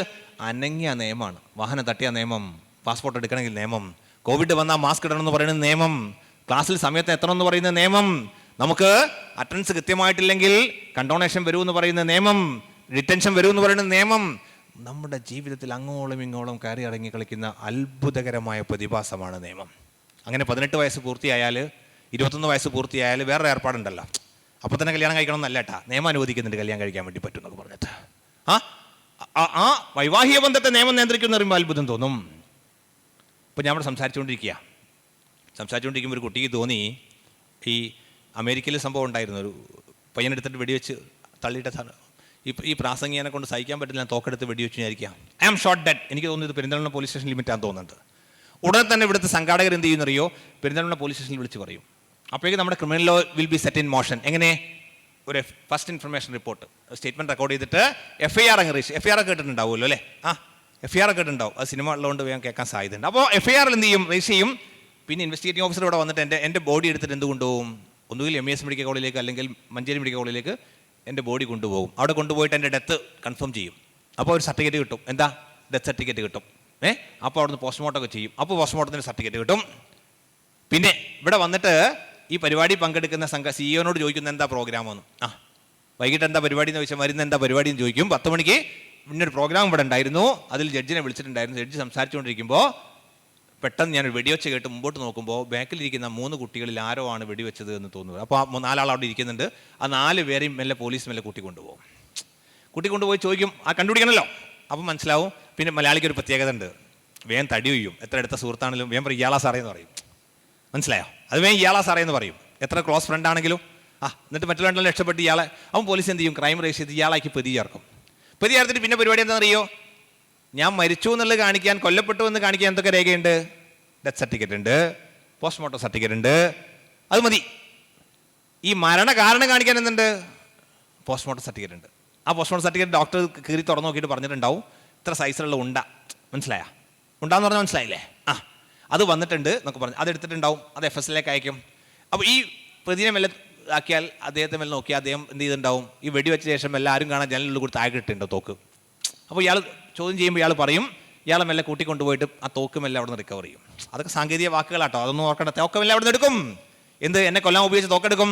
അപ്പോൾ എന്നെ വെടിവെക്കുന്നത് കേട്ടു. അപ്പോൾ നിങ്ങൾ കുറച്ച് പേരെ ചോദ്യം ചെയ്തിട്ട് അപ്പോൾ നിങ്ങൾ പറഞ്ഞു കൊടുക്കും, ഞങ്ങൾ ഇന്ന സമയത്ത് വടകരയിൽ നിന്ന് വന്നാണ്, ക്ലാസ് കേട്ടുകൊണ്ടിരിക്കുകയായിരുന്നു. ക്ലാസ് കേട്ടുകൊണ്ടിരിക്കുമ്പോൾ പെട്ടെന്നൊരു ഒച്ച കേട്ടു. ഞങ്ങൾ തിരിഞ്ഞു നോക്കുമ്പോൾ ബാക്കിൽ ഈ നിൽക്കുന്ന ആൾ തോക്കുമായിട്ട് ജനലിനടുത്തേക്ക് പോകുന്നത് കണ്ടു എന്ന് പറഞ്ഞു. അപ്പം അതിൻ്റെ ബാക്കിലുള്ള ആൾ കണ്ടാൽ അങ്ങനെ മൊഴി കൊടുക്കും. ഒരു 10 ആളുടെ മൊഴി എടുത്തു എന്ന് വിചാരിച്ചോ.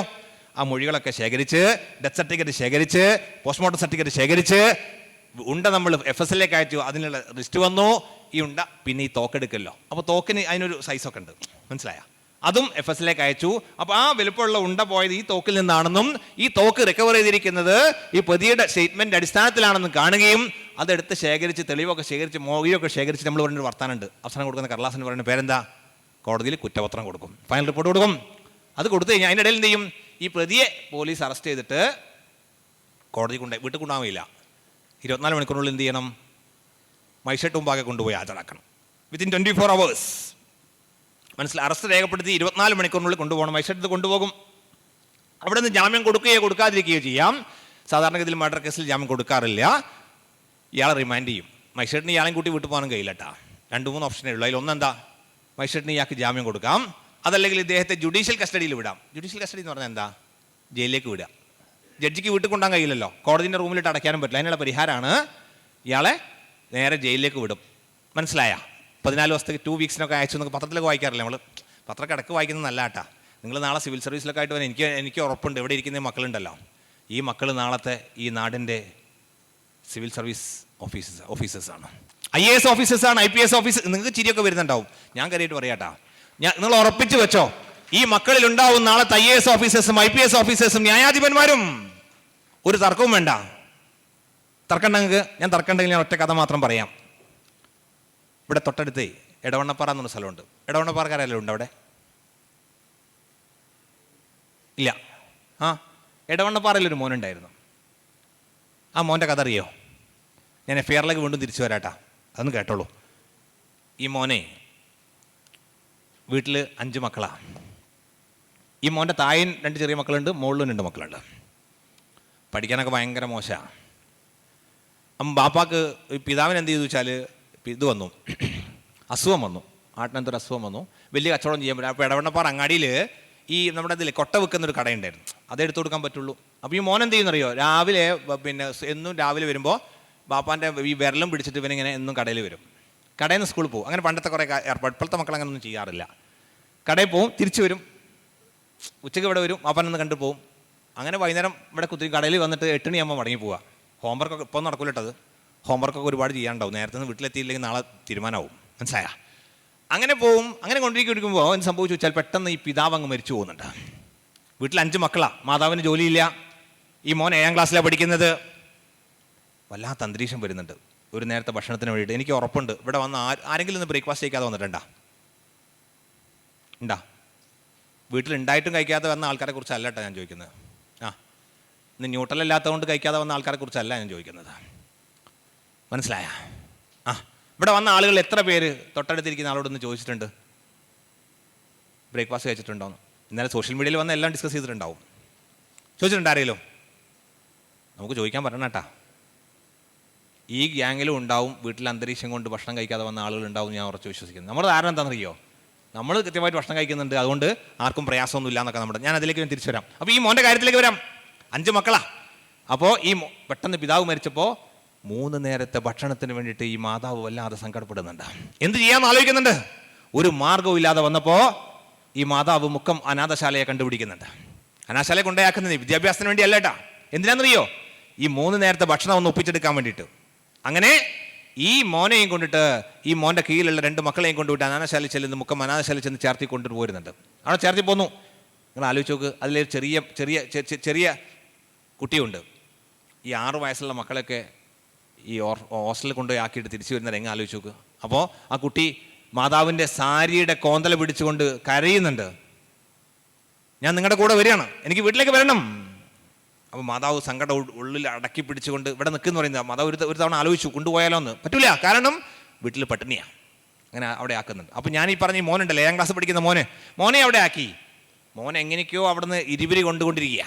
ഇവനൊന്ന് പുറത്തു വരാൻ യാതൊരു മാർഗ്ഗം. അന്ന് പുറത്തു വരാൻ ആകെ ഉണ്ടായിരുന്ന മാർഗ്ഗം എന്താണെന്നറിയോ?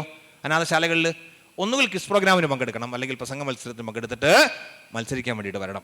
അങ്ങനെ ഇതൊന്നും സാധ്യമാകാതെ വന്നപ്പോൾ ഈ മോനാണ് പഠിക്കാനായിട്ട് മിടുക്കനുമല്ല. കുറേ കഴിഞ്ഞപ്പോൾ ഗത്യന്തരമില്ലാതായപ്പോൾ ഈ ക്വിസ് പ്രോഗ്രാം പങ്കെടുത്താൽ ഒരു അവസരം കിട്ടിയാൽ പുറത്തു വരാൻ തോന്നിയപ്പോൾ പത്രവായന തുടങ്ങുന്നുണ്ട്. ക്വിസ് പ്രോഗ്രാമിൽ മത്സരത്തിൽ പങ്കെടുത്ത് എവിടെ എത്തിയില്ല, വീണ്ടും പങ്കെടുത്ത് എവിടെ എത്തിയില്ല. അങ്ങനെ 4-5 തവണ കഴിഞ്ഞപ്പോൾ ഒരു തവണ ക്വിസ് പ്രോഗ്രാമിൽ എന്തോ ഒരു പ്രൈസ് കിട്ടുന്നുണ്ട്. അങ്ങനെ പുറത്തു വരാൻ ആവേശമുണ്ട്. അങ്ങനെ പത്രവായന ഭയങ്കര ആവേശമായി. ആ പത്രവായന ആവേശമായിട്ട് മുന്നോട്ട് പോയിട്ട് മുക്കം ഓർഫനയിൽ നിന്നും 10ാം ക്ലാസ് പാസ്സാവുന്നുണ്ട്. 10ാം ക്ലാസ് പാസ്സായി.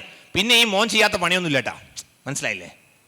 കല്ലുവിട്ട്, കോഴിപ്പീടിയ, പീടിയയിൽ നിൽക്കുക, ഇടയ്ക്കൊരു അധ്യാപനം, അങ്ങനെ ഒരുപാട് എല്ലാ ജോലിയും മോൻ ചെയ്യുന്നുണ്ട്. അതിനിടയിൽ മെല്ലെ ഡിഗ്രി പാസ്സാവുന്നുണ്ട്, ഡിഗ്രി പ്രൈവറ്റായിട്ട് എഴുതി പാസ്സാവുന്നുണ്ട്. പിന്നെ ഈ മോൻ എന്ത് ചെയ്തു?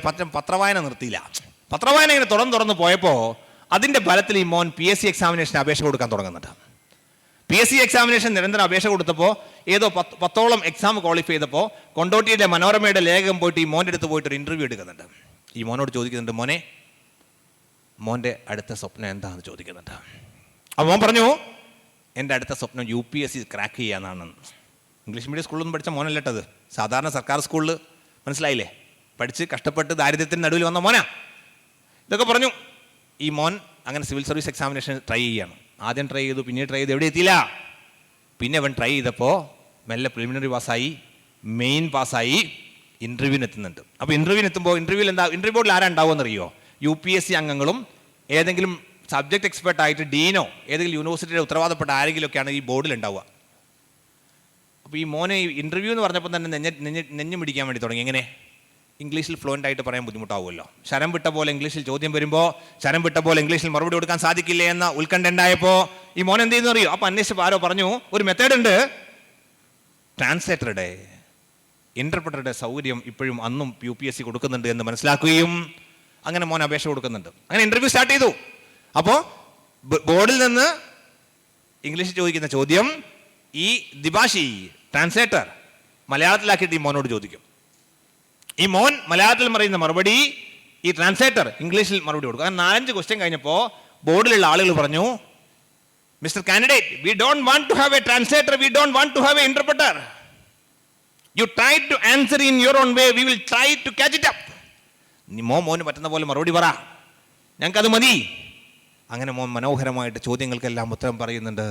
ആ തവണ റിസൾട്ട് വന്നപ്പോൾ ആ മോൻ സിവിൽ സർവീസ് ക്വാളിഫൈ ചെയ്യുന്നുണ്ട്. ആ മോൻ്റെ പേരാണ് ദാരിദ്ര്യത്തിൻ്റെ നടുവിൽ നിന്നും അനാഥത്വത്തിൻ്റെ നടുവിൽ നിന്നും കയറി വന്ന എടവണ്ണപ്പാറക്കാരനായ മുഹമ്മദ് അലി ശിഹാബ്. മലയാളിക്ക് അഭിമാനമാണ്. കോവിഡ് കത്തി നിന്നപ്പോൾ മലയാളിയെ നോർത്ത് ഇന്ത്യയിൽ നിന്നും കേരളക്കരയിലേക്ക് കൊണ്ടുവരാൻ വേണ്ടിയിട്ട് IAS ഓഫീസർ എന്ന നിലയിൽ അദ്ദേഹം ചെയ്ത മനോഹരമായ സേവനമുണ്ട്. അദ്ദേഹത്തിൻ്റെ ഒരു മനോഹരമായ ബുക്കുണ്ട്, വിരലറ്റം എന്ന പേരിൽ. ആരെങ്കിലും വായിച്ചിട്ടുണ്ടോ? നിങ്ങൾ എല്ലാ മക്കളും അത് വായിക്കണം. വായിച്ചിട്ടുണ്ടോ? ഗ്രേറ്റ്, ഒരു കയ്യടി കൊടുക്കുക. ആ പുസ്തകം വായിച്ചിട്ടുണ്ടെന്ന് പറഞ്ഞതിന്. മോളെ എഴുന്നേറ്റേക്ക്. വായിച്ച് 2 പേരും എഴുന്നേറ്റേക്ക്. മോളെ പേരെന്താ? ഹിദ ഫാത്തിമ. ഹിദ ഫാത്തിമ എവിടുന്ന വരുന്നത്? മങ്കട. കുന്നത്ത്. ഈ 2 മക്കൾ എങ്ങനെയുണ്ട്? മനോഹരമല്ലേ ആ ബുക്ക്? ആരാ പബ്ലിഷ് ചെയ്തിരിക്കുന്നത്? DC books. മനോഹരമായ ബുക്കാണ്, നിങ്ങൾ വായിക്കണം. ആ മോനിൽ ഒരുപാട് മാതൃകയുണ്ട്. ഇരുന്നോളൂ. ഈ ദാരിദ്ര്യത്തിന് നടുവിൽ, അനാഥത്തിന് നടുവിൽ, ഇല്ലായ്മകൾക്ക് നടുവിൽ IAS ഓഫീസറായിട്ട് കയറി വന്നിട്ടുണ്ട്. ഒന്നും അവന്റെ കഷ്ടപ്പെട്ട് പഠിച്ചു വന്ന ഒരു പോയിന്റ് ഉണ്ട്. രണ്ടാമത്തെ പോയിന്റ് എന്താണെന്നറിയോ? ഈ മുഹമ്മദ് അലി ശിഹാബ് തന്നെ IAS ക്വാളിഫൈ ക്രാക്ക് ചെയ്തിട്ട് അദ്ദേഹം മസൂറിയിലേക്ക് ട്രെയിനിങ്ങിന് പോയ ശേഷം അസിസ്റ്റന്റ് കളക്ടറായി പോസ്റ്റ് ചെയ്ത ഓരോ പോസ്റ്റിങ്ങിലും തനിക്ക് വേണ്ടി കഷ്ടപ്പെട്ട മാതാവിനെ തന്നോടൊപ്പം കൊണ്ടുപോകുന്ന മുഹമ്മദ് അലി ശിഹാബിനെ കാണുമ്പോ ഇന്നത്തെ മക്കൾ അറിയണം, മാതാവിനെ ചേർത്ത് നിൽക്കുന്ന മക്കൾ നമുക്ക് രാജ്യത്തിനൊരു സമ്പത്താണ്. ഇപ്പൊ ചില മക്കളുടെ ഒരു ടോണുണ്ട്. എന്താ പറയാ അറിയോ? അമ്മ ഔട്ട്ഡേറ്റഡ് ആണ്, അച്ഛൻ ഔട്ട്ഡേറ്റഡ്, അച്ഛനൊന്നും അറിയില്ല, അമ്മക്കൊന്നും അറിയില്ലാന്ന്. അങ്ങനെ പറയുന്ന മക്കളോട് എനിക്കൊന്ന് പറയാനുള്ളൂ, നിങ്ങൾ അപ്ഡേറ്റഡ് ആയ മൊബൈൽ ഫോൺ ഉണ്ടല്ലോ, അപ്ഡേറ്റഡ് ആയ വിദ്യാഭ്യാസം ഉണ്ടല്ലോ. ഈ ഔട്ട്ഡേറ്റഡ് ആയ മാതാപിതാക്കളുടെ ചോരയും നീരും കണ്ണീരുമാണെന്ന കാര്യം നിങ്ങൾ മറക്കരുത്. ആ മാതാപിതാക്കളെ ഉയർന്ന വിധാനത്തിൽ നിർത്താൻ നമുക്ക് സാധിക്കണം. ആ കാര്യത്തിൽ മുഹമ്മദ് അലി ശിഹാബ് മലയാളിക്ക് മാതൃകയാണ്. IAS കിട്ടിയിട്ട് ഞാൻ ചില ആളുകൾക്കുണ്ട്, പണ്ട് മുൻ MP ആയിരുന്ന കൊരമ്പയിൽ അഹമ്മദ് ഹാജി പറഞ്ഞൊരു സംഭവമുണ്ട്, ഞാൻ എപ്പോഴും അത് ഓർക്കാറുണ്ട്. എങ്ങനെയെങ്കിലും പിച്ച വെച്ച് മെല്ലെ മതിലൊക്കെ കയറിയിട്ട് മുകളിലെത്തി എല്ലാവരുടെയും സഹായത്തോടു കൂടിയായിരിക്കും, ഇതുപോലുള്ള സിവിൽ സർവീസ് അക്കാഡമിയുടെ ഒക്കെ സഹായത്തോടു കൂടി മെല്ലെ പിച്ച വെച്ച് ഏറ്റവും മുകളിലെത്തിയിട്ട് അവിടെ നിന്ന് സമൂഹത്തിന്റെ മുഖത്തേക്ക് നോക്കി കാർക്കിച്ച് തുപ്പുന്ന ചില ആളുകളുണ്ട്. വന്ന വഴി മറക്കുന്ന ആളുകളുണ്ട്. ഇപ്പോൾ എളുപ്പം എന്താണെന്നറിയോ? ഇപ്പോൾ പുതിയ മെത്തേഡ് എന്താ അറിയോ? വന്ന വഴി അപ്പം തന്നെ JCB കൊണ്ട് മാന്തിക്കളയാം, എന്നാൽ പിന്നെ ഓർക്കണ്ടല്ലോ. എല്ലാവരും അങ്ങനെയാണെന്ന് അഭിപ്രായം എനിക്കില്ല കേട്ടാ. അതുകൊണ്ട് വന്ന വഴി നമ്മൾ ഓർക്കേണ്ടതുണ്ട്. നമുക്ക് നിയമത്തിലേക്ക് വീണ്ടും വരാം. ഞാൻ പറഞ്ഞല്ലോ, ഇവിടെ 18 വയസ്സ് പൂർത്തിയായാൽ 21 വയസ്സ് പൂർത്തിയായാൽ നമ്മുടെ നിയമം അനുവദിക്കുന്നു വിവാഹം കഴിക്കാമെന്ന്. ആ വിവാഹത്തെ നിയമം നിയന്ത്രിക്കുന്നു. മക്കളെ നോക്കണം എന്ന് പറയുന്ന കാര്യത്തിൽ നിയമം നിയന്ത്രിക്കുന്നു. അങ്ങനെ ഞാൻ ഇവിടെ നിൽക്കുമ്പോൾ എന്നെ വെടിവെച്ചപ്പോൾ ഞാൻ ഷോട്ട് ഡെഡ്. അതിൽ FIR രജിസ്റ്റർ ചെയ്തു, പ്രതിയെ അറസ്റ്റ് ചെയ്തു, കോടതി റിമാൻഡ് ചെയ്തു. എന്നെ കൊന്നത് ഇവിടെ ഇരിക്കുന്ന ആളാണെന്ന് തെളിയിക്കാനുള്ള എല്ലാ മൊഴികളും ശേഖരിച്ചു. ഈ പോസ്റ്റ്മോർട്ടം റിപ്പോർട്ടുണ്ട്, ഡെത്ത് സർട്ടിഫിക്കറ്റ് ഉണ്ട്. കൂട്ടത്തിൽ ഈ തോക്ക് റിക്കവർ ചെയ്തെടുത്ത അത് തെളിവുണ്ട്, ഫോറൻസിക് ലാബിന്റെ റിപ്പോർട്ടുണ്ട്, എല്ലാം വന്നു. ചാർജ് ഷീറ്റ് കോടതിയിൽ കൊടുത്തു. കോടതിയിൽ വിചാരണ നടക്കുകയും വിചാരണയിൽ കൂട്ടിൽ നിൽക്കുന്ന പ്രതിയാണ് കുറ്റം ചെയ്തതെന്ന് കാണിക്കാൻ മതിയായ തെളിവുണ്ടെങ്കിൽ പ്രതിയെ ശിക്ഷിക്കുകയും അല്ലെങ്കിൽ അദ്ദേഹത്തെ വെറുതെ വിടുകയും ചെയ്യും. ചിലപ്പോൾ നമുക്ക് തോന്നാറില്ലേ, ആളുകൾ പറയും, നാട്ടുകാർക്ക് എല്ലാവർക്കും അറിയാം ഇയാളെ കൊന്ന ഇയാളാണ്, പത്രത്തിൽ വായിച്ചിട്ടുള്ള അറിവാട്ടോ, നേരിട്ട് കണ്ടിട്ടുള്ള അറിവൊന്നുമല്ല. പിന്നെ അയാളെ വെറുതെ വിടുമ്പോൾ ആളുകൾ പറയും ഇതെന്താ കോടതി എന്താ ആളുകളെ വെറുതെ വിട്ടെന്ന്. എനിക്ക് ആളുകളോട് ഒരു കാര്യം പറയാനുള്ളൂ, നമ്മുടെ മുമ്പിൽ 6th സെൻസ് ഒന്നുമില്ല. കോടതിയിൽ മുമ്പിലുള്ള രേഖകളുടെയും മൊഴികളുടെയും തെളിവുകളുടെയും അടിസ്ഥാനത്തിൽ മാത്രമാണ് കോടതികൾ വിധി പറയുന്നത്. തെളിവുണ്ടെങ്കിൽ ശിക്ഷിക്കും, തെളിവില്ലെങ്കിൽ പ്രതിയെ വെറുതെ വിടും. നമ്മുടെ ജീവിതത്തിൻ്റെ അങ്ങോളം ഇങ്ങോളം കയറി ഇറങ്ങി കളിക്കുന്നത്. ഞാനിവിടെ ഷോർട്ട് ഡെഡ് എന്ന് പറഞ്ഞല്ലോ, നിങ്ങൾ ഓർത്ത് നോക്ക്. വെടി കൊണ്ട് ഞാൻ എൻ്റെ ശ്വാസം പോകുന്ന നിമിഷം ഉണ്ടല്ലോ, അപ്പോൾ നിയമം ഓപ്പറേറ്റ് ചെയ്യാൻ തുടങ്ങും. എങ്ങനെ അറിയോ? എൻ്റെ പേരിൽ വല്ല സ്വത്തും ഉണ്ടെങ്കിൽ എൻ്റെ പേഴ്സണൽ ലോ പ്രകാരം എൻ്റെ സ്വത്ത് അവകാശികൾക്ക് പോകും. ഓട്ടോമാറ്റിക് ഓപ്പറേഷനാണ്. കൂട്ടത്തിൽ ഞാൻ വല്ല വില്ലും എഴുതി വെച്ചിട്ടുണ്ടെങ്കിൽ, ഒസിയത്തും എഴുതി വെച്ചിട്ടുണ്ടെങ്കിൽ എൻ്റെ സ്വത്ത് പോകേണ്ടത് ആ ഒസിയത്ത് പ്രകാരമാണ്. 1/3 ഓരോ പേഴ്സണൽ ലോ പ്രകാരം ഓരോ രീതിയിലാണ്. അപ്പോൾ നമ്മുടെ അമ്മയുടെ ഗർഭപാത്രത്തിലിരിക്കുന്ന ഭ്രൂണത്തെ മുതൽ ആ കുഞ്ഞ് പറന്ന് വീണ്ട് കുഞ്ഞായിട്ട് മുലയൂട്ടൽ കിട്ടാനുള്ള അവകാശം മുതൽ, വിദ്യാഭ്യാസം ലഭിക്കാനുള്ള അവകാശം മുതൽ, അവിടെ നിന്ന് വളർന്നു വരുമ്പോൾ ജോലി കിട്ടാനുള്ള അവകാശം, എംപ്ലോയർ റിലേഷൻഷിപ്പ്, അധ്യാപക വിദ്യാർത്ഥി ബന്ധം, അവൻ വളർന്നു വരുമ്പോൾ അവൻ്റെ ജീവിതത്തിൽ അങ്ങോളം ഇങ്ങോളം കയറി ഇറങ്ങി കളിക്കുന്ന ഒരു മഹാവിശാലമായ വിഷയമാണ് നിയമമെന്നറിയുമ്പോൾ അത്ഭുതം തോന്നും. ഞാൻ ഈ ഓർക്കും, ഞാൻ വെടിയേറ്റ് മരിച്ചു എന്നൊക്കെ പറഞ്ഞല്ലോ. മുമ്പ് ചാനൽ ചർച്ചക്കൊക്കെ പോകുന്നൊരു കാലഘട്ടം ഉണ്ടായിരുന്നു. അഭിഭാഷകനായിരിക്കും. കോഴിക്കോട്ട് അറിയപ്പെടുന്ന ഒരു മെഡിക്കൽ കോളേജിൽ നിന്നും മൃതശരീരങ്ങളുടെ ഒരു വിൽപ്പന നടന്നു. അപ്പോൾ അതിന് ചർച്ചയ്ക്ക് വിളിച്ചപ്പോൾ അങ്ങനത്തെ ഒരു ഇഷ്യൂ ആദ്യമായിട്ടാണ് എൻ്റെ ഈ നിയമപഠന കാലഘട്ടത്തിൽ വരുന്നത്. അപ്പോൾ ഞാൻ ഇരുന്ന് പഠിക്കാൻ ശ്രമിച്ചു, എന്തൊക്കെയാണ് മൃതശരീരങ്ങൾക്കുള്ള അവകാശമെന്ന്. എന്താ ഉണ്ടായെന്ന് വെച്ചാൽ, അറിയപ്പെടുന്ന ഒരു മെഡിക്കൽ കോളേജിൽ മൃതശരീരങ്ങൾ സ്വകാര്യ മെഡിക്കൽ കോളേജിന് വേണ്ടി വിൽപ്പന നടന്നതാണ്. അപ്പോൾ ചോദ്യം എന്താ, ഇങ്ങനെ വിൽപ്പന നടത്താൻ വേണ്ടി പറ്റുമോ? അത് വിശദമായി പരിശോധിച്ചപ്പോൾ മനസ്സിലാവുന്നത്, നമ്മുടെ ഇന്ത്യയിൽ, കേരളത്തിൽ 1957 പാസ്സാക്കിയ ഒരു അനാട്ടമി നിയമമുണ്ട്. ആ നിയമപ്രകാരം, ആ നിയമത്തിൽ ഇപ്പോൾ ഭേദഗതി വന്നു കേട്ടോ, അന്ന് തർക്കം ഉണ്ടായിരുന്ന കാലഘട്ടത്തിൽ, അത് 10 വർഷം മുമ്പാണ്. ആ നിയമത്തിലുണ്ടായിരുന്ന വിഷയം എന്താണെന്ന് ചോദിച്ചാൽ, മൃതശരീരങ്ങളുടെ കൈമാറ്റം ക്ലിനിക്കൽ പർപ്പസിന് വേണ്ടി, പഠനാവശ്യത്തിന് വേണ്ടി സർക്കാർ മെഡിക്കൽ കോളേജിന് വേണ്ടി മാത്രമേ പറ്റുള്ളൂ എന്ന് പറയും. ആ നിയമം നിലനിൽക്കുകയാണ് ഒരു സ്വകാര്യ മെഡിക്കൽ കോളേജിന് മൃതശരീരങ്ങളുടെ വിൽപ്പന നടക്കുന്നത്. അപ്പോൾ അന്ന് ഇന്ത്യൻ ശിക്ഷാ നിയമത്തിൽ വളരെ വിശദമായിട്ട് എഴുതി വെച്ചിട്ടുണ്ട്, showing indignity to human corpse is an offence. മൃതശരീരങ്ങളോട് അനാദരവ് കാണിക്കുന്നത് കുറ്റകൃത്യമാണെന്ന് നമ്മുടെ ഇന്ത്യൻ ശിക്ഷാ നിയമത്തിലുണ്ട്.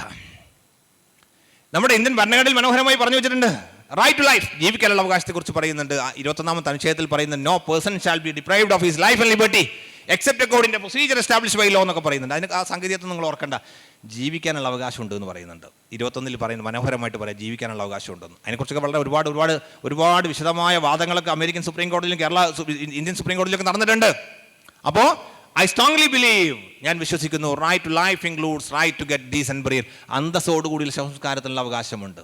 അമ്മയുടെ ഗർഭപാത്രത്തിലിരിക്കുന്ന ഭ്രൂണത്തിന് മുതൽ മരിച്ചു വീണ മയ്യത്തിനും ശവശരീരത്തിനും വരെ ആദരവ് കൊടുക്കുന്ന നിയമം, ഈ നിയമത്തെക്കുറിച്ച് സാമാന്യ ബോധം നമുക്കുണ്ടാവേണ്ടതുണ്ട്. നാളെ നിങ്ങൾ സിവിൽ സർവൻസൊക്കെ ആയിട്ട് വരേണ്ട ആളുകളാണ്. നാട് ഭരിച്ചു പോകുന്നത് എങ്ങനെയാണെന്നറിയോ? നാട്ടിലെ നിയമപ്രകാരം. നിയമത്തെക്കുറിച്ച് സാമാന്യ ബോധമില്ലാതെ നമുക്ക് ഈ സാധനം മുന്നോട്ട് കൊണ്ടുപോകാൻ വേണ്ടി പറ്റില്ല. അതിൻ്റെ അർത്ഥം എല്ലാവരും ന്യായാധിപരാവണോ, എല്ലാവരും അഭിഭാഷകരാവണോ എന്നല്ല. നിങ്ങൾക്കറിയാം, മസൂരിയിലൊക്കെ ട്രെയിനിങ്ങിനൊക്കെ പോകുമ്പോൾ നിയമമൊക്കെ നമ്മൾ പഠിച്ചേ പറ്റുമോ. അതിലാദ്യം നമ്മളെ പഠിപ്പിക്കുന്ന നിയമമാണ് ഈ മനോഹരമായ ഭരണഘടന. എത്ര മനോഹരമായ ഭരണഘടനയാണെന്നറിയാം നമ്മളത്. ഭയങ്കര ഇഷ്ടം തോന്നുന്ന ഭരണഘടന. ഞാൻ നമ്മുടെ ഇന്ത്യയെക്കുറിച്ചും നമ്മുടെ ഭരണഘടനയെക്കുറിച്ചൊക്കെ ഓർക്കുമ്പോൾ ഞാൻ എന്താ ഓർക്കാറിയാം, നമ്മുടെ മലയാളി ഓണം വരുമ്പോൾ പൂക്കളിടാറുണ്ട് ഇല്ലേ? Flower carpet. ഞാൻ ഇന്ത്യയെക്കുറിച്ച് എപ്പോഴും അത് ഓർക്കുക. കറുപ്പും വെളുപ്പും ചുവപ്പും വ്യത്യസ്ത കളറിലുള്ള പൂക്കൾ മനോഹരമായിട്ട് നമ്മൾ വെക്കുമ്പോൾ മനോഹരമായ ഒരു ഫ്ലവർ കാർപ്പറ്റ് നമുക്കുണ്ടാവും, പൂക്കളമുണ്ടാവും. അത് തന്നെയാണ് നമ്മുടെ ഇന്ത്യ. ഭിന്നശേഷിക്കാരനും മാനസിക രോഗിയും ഉള്ളവനും ഇല്ലാത്തവനും കറുത്തവനും ഷെഡ്യൂൾ കാസ്റ്റുകാരനും ഷെഡ്യൂൾ ട്രൈബുകാരനും എല്ലാവരും മനോഹരമായിട്ട് ചേർന്ന് നിൽക്കുമ്പോൾ മനോഹരമായ ബഹുസ്വരതയുടെ ഇന്ത്യ നമുക്കുണ്ടാവും. അത് തന്നെയാണ് നമ്മുടെ ഭരണഘടന പറയുന്നത്. ഈ ഭരണഘടനയുടെ മൂല്യങ്ങളെ ഉയർത്തിപ്പിടിക്കുന്ന മക്കളെയാണ് നമുക്ക് ഉണ്ടാക്കിയെടുക്കേണ്ടത്. നമ്മുടെ വിദ്യാഭ്യാസം കൊണ്ട് നമുക്ക് എന്താ നേടേണ്ടത് എന്ന് ഞാൻ ചോദിക്കാറുണ്ട്. ഞാൻ എന്നോട് തന്നെ ചോദിക്കും പലപ്പോഴും, എൻ്റെ വിദ്യാഭ്യാസം കൊണ്ട് എനിക്കെന്ത് കാര്യം, എൻ്റെ വീട്ടുകാർക്ക് എന്ത് കാര്യം, എൻ്റെ നാട്ടുകാർക്ക് എന്ത് കാര്യം, എൻ്റെ സമൂഹത്തിന് എന്ത് കാര്യം, എൻ്റെ രാജ്യത്തിന് എന്ത് കാര്യമെന്ന് ഞാൻ പലപ്പോഴും ചോദിക്കാറുണ്ട്. നമ്മുടെ വിദ്യാഭ്യാസം കൊണ്ട് ഞാൻ ഈ ഒരു വർഷം മുമ്പാണ് എൻ്റെ ഓർമ്മ, കോഴിക്കോട് കാരപ്പറമ്പിൽ എന്നെ ഒരു ചടങ്ങിന് വിളിച്ചു. ബഹുമാനായ രവീന്ദ്രൻ എം എൽ എ ഉണ്ടായിരുന്നു, ഞാനും ഉണ്ടായിരുന്നു. സംഘാടകർ പറഞ്ഞു, സാറേ ഞങ്ങൾ ഈ +2 ഫുൾ മാർക്ക് വാങ്ങിയ ഏതോ ഒരു സബ്ജക്റ്റ് പറഞ്ഞു, എക്കണോമിക്സ് ആണെന്ന് തോന്നുന്നു, ഏതോ ഒരു സബ്ജക്റ്റിൽ കൊമേഴ്സാണ്, ഫുൾ മാർക്ക് വാങ്ങിയ മക്കളെ ആദരിക്കുന്ന ചടങ്ങാന്ന് പറഞ്ഞു. അപ്പോൾ ഞാൻ ധരിച്ചു അങ്ങനെ രാവിലെ 10 മണിക്കാണ് പ്രോഗ്രാം. ഞാൻ 9:30 മണിക്ക് എത്തി. നോക്കുമ്പോൾ ഇതുപോലൊരു വലിയ ഹാളാണ്. ആ ഹാള് നിറയെ മക്കളുണ്ട്. അപ്പോൾ ഞാൻ സംഘാടകരെ എന്നെ വിളിച്ച് ചോദിച്ചു, ഈ മക്കളൊക്കെ ഫുൾ മാർക്ക് വാങ്ങിയ മക്കളാണോ എന്ന്. അവനോട്, സാറേ ഇതൊക്കെ ഫുൾ മാർക്ക് വാങ്ങിയ മക്കളാണ്. ഓർക്കണട്ടാ, ഇത് 100ൽ 100, ഇനി അങ്ങോട്ടും വയ്യോട്ടും മുന്നോട്ടും ഒന്നുമില്ല, കുറയ്ക്കാനും കൂട്ടാനും ഒന്നുമില്ല. അപ്പോൾ ഞാൻ ആ മക്കളോടന്ന് പറഞ്ഞ് എനിക്കിപ്പോഴും ഓർമ്മയുണ്ട്, നിങ്ങൾ ഫുൾ മാർക്ക് വാങ്ങിയ വലിയ സന്തോഷമാണ്, വലിയ ആദരവാണ്, നിങ്ങളെ സല്യൂട്ട് ചെയ്യണു. പക്ഷെ ഒരു കാര്യമുണ്ട്, നിങ്ങൾ മികച്ച മനുഷ്യനാവാതെ നിങ്ങളെ ഫുൾ മാർക്കൊന്നും നമുക്ക് വേണ്ട, നിങ്ങൾ അവിടെ വെച്ചാൽ മതി. അപ്പോൾ അദ്ദേഹം ഒരു വെക്കേഷനിൽ അദ്ദേഹം തൻ്റെ ഭാര്യയും കൂടി ഒരു ഗുജറാത്തിലൂടെ യാത്ര പോകുന്നുണ്ട്. ഗുജറാത്തിലൂടെ യാത്ര പോകുമ്പോൾ റോഡിലൂടെ ഇങ്ങനെ പോകുന്ന സമയത്തുണ്ട് ഈ റോഡിൻ്റെ ഇരുവശത്തും വളരെ മനോഹരമായ മാവിൻ കൂട്ടങ്ങളുണ്ട്. ആ മാവിൻ കൂട്ടങ്ങൾ കണ്ടപ്പോൾ മാങ്ങ തൂങ്ങിക്കിടക്കുന്നുണ്ട്. അപ്പം ഈ ഭാര്യ പറഞ്ഞു നമ്മളൊന്ന് ഇവിടെ ഇറങ്ങാന്ന്. ഭാര്യയുടെ മോഹനിൽ അദ്ദേഹം നിർത്തി, കൂടെ പോലീസും പരിവാരവും എല്ലാ പാരഫെർണാലിയും ഉണ്ട്. അവിടെ നിർത്തി ഇറങ്ങി നോക്കുമ്പോണ്ട് ഈ മാവിൻ്റെ മുകളിലൊക്കെ ഈ തൂക്കണാംകുരുവിയുടെ കൂടുകളുണ്ട്. ഈ കൂടിങ്ങനെ തൂങ്ങിക്കിടക്കുക. ഈ തൂങ്ങിക്കിടക്കുന്നത് കണ്ടപ്പോൾ ഭാര്യയ്ക്കൊരു മോഹം. ചില സ്ത്രീകൾക്ക് അങ്ങനെ എന്ത് കിട്ടിയാലും തിരക്കിടില്ലാന്ന് തോന്നുന്നു. അതുപോലെ ഒരു മോഹം എന്താ അറിയോ, ഒരു 2 കൂട് വേണമെന്ന് വീട്ടിൽ കൊണ്ടുപോകാൻ. ഇത് ടി എൻ ശേഷൻ സാറോട് പറയുന്നുണ്ട്.